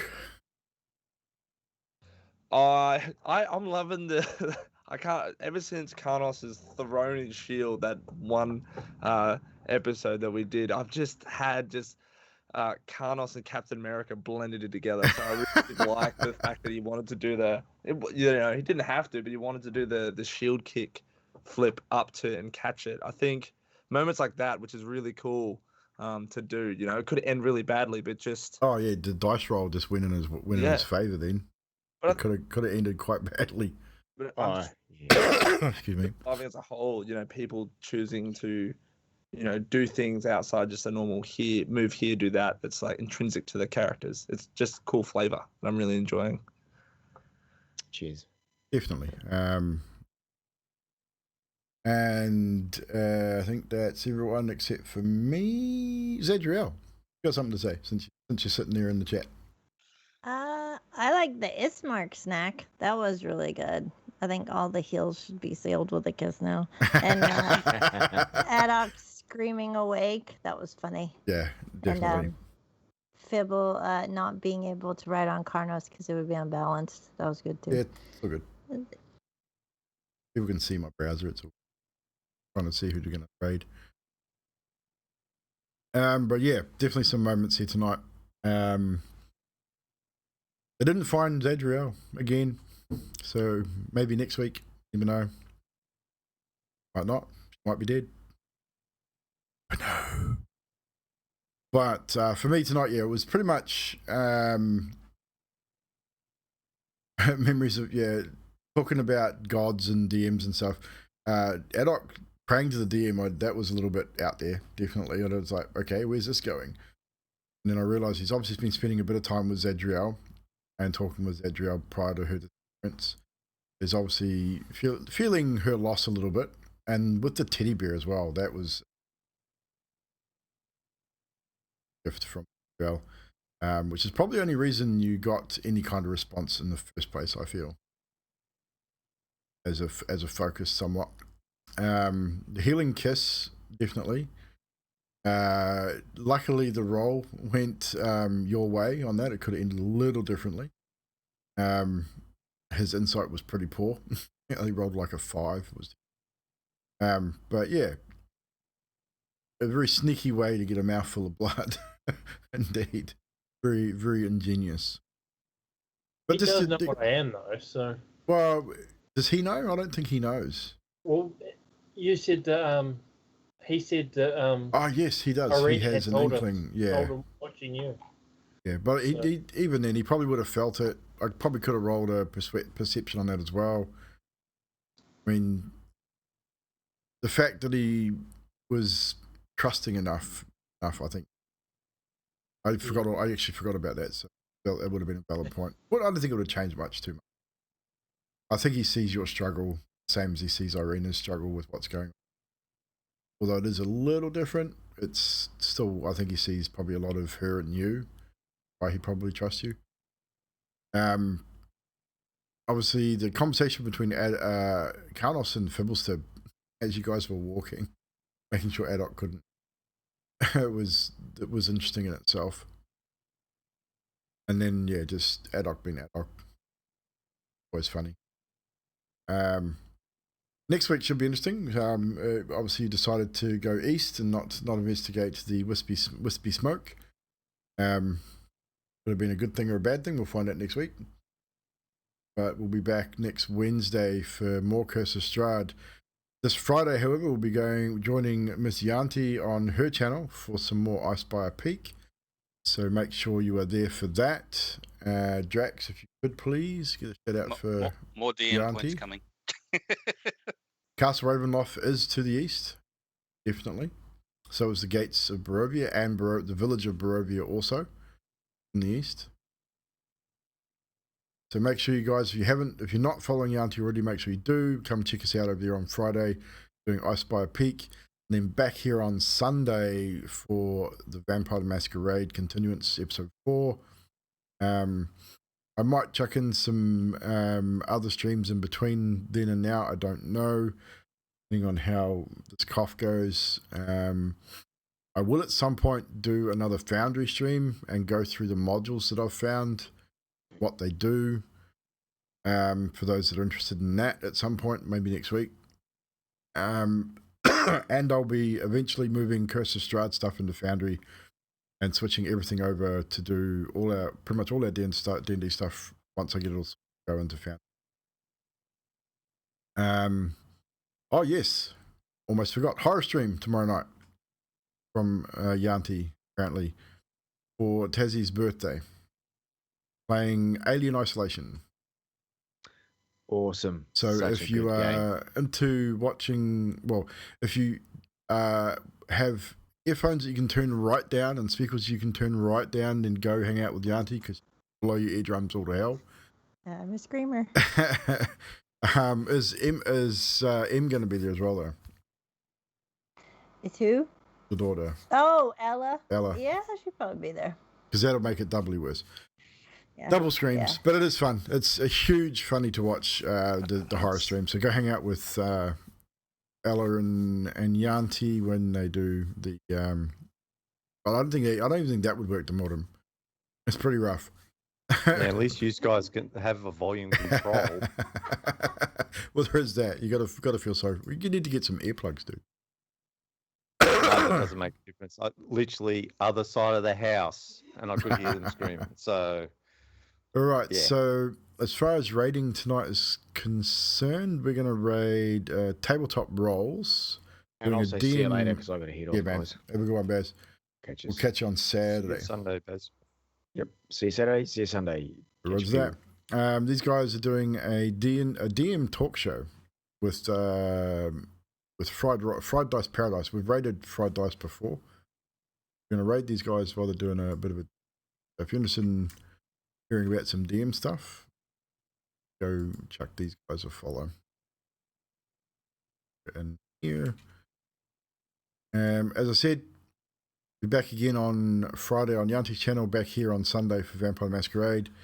I'm not gonna edit this VOD because it was only the last part, so I'll put the VOD up of the actual show.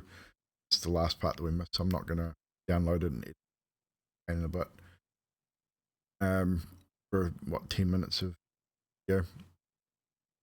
But we will see you guys next time. Until then, take care, stay safe, and enjoy D&D, as we all do.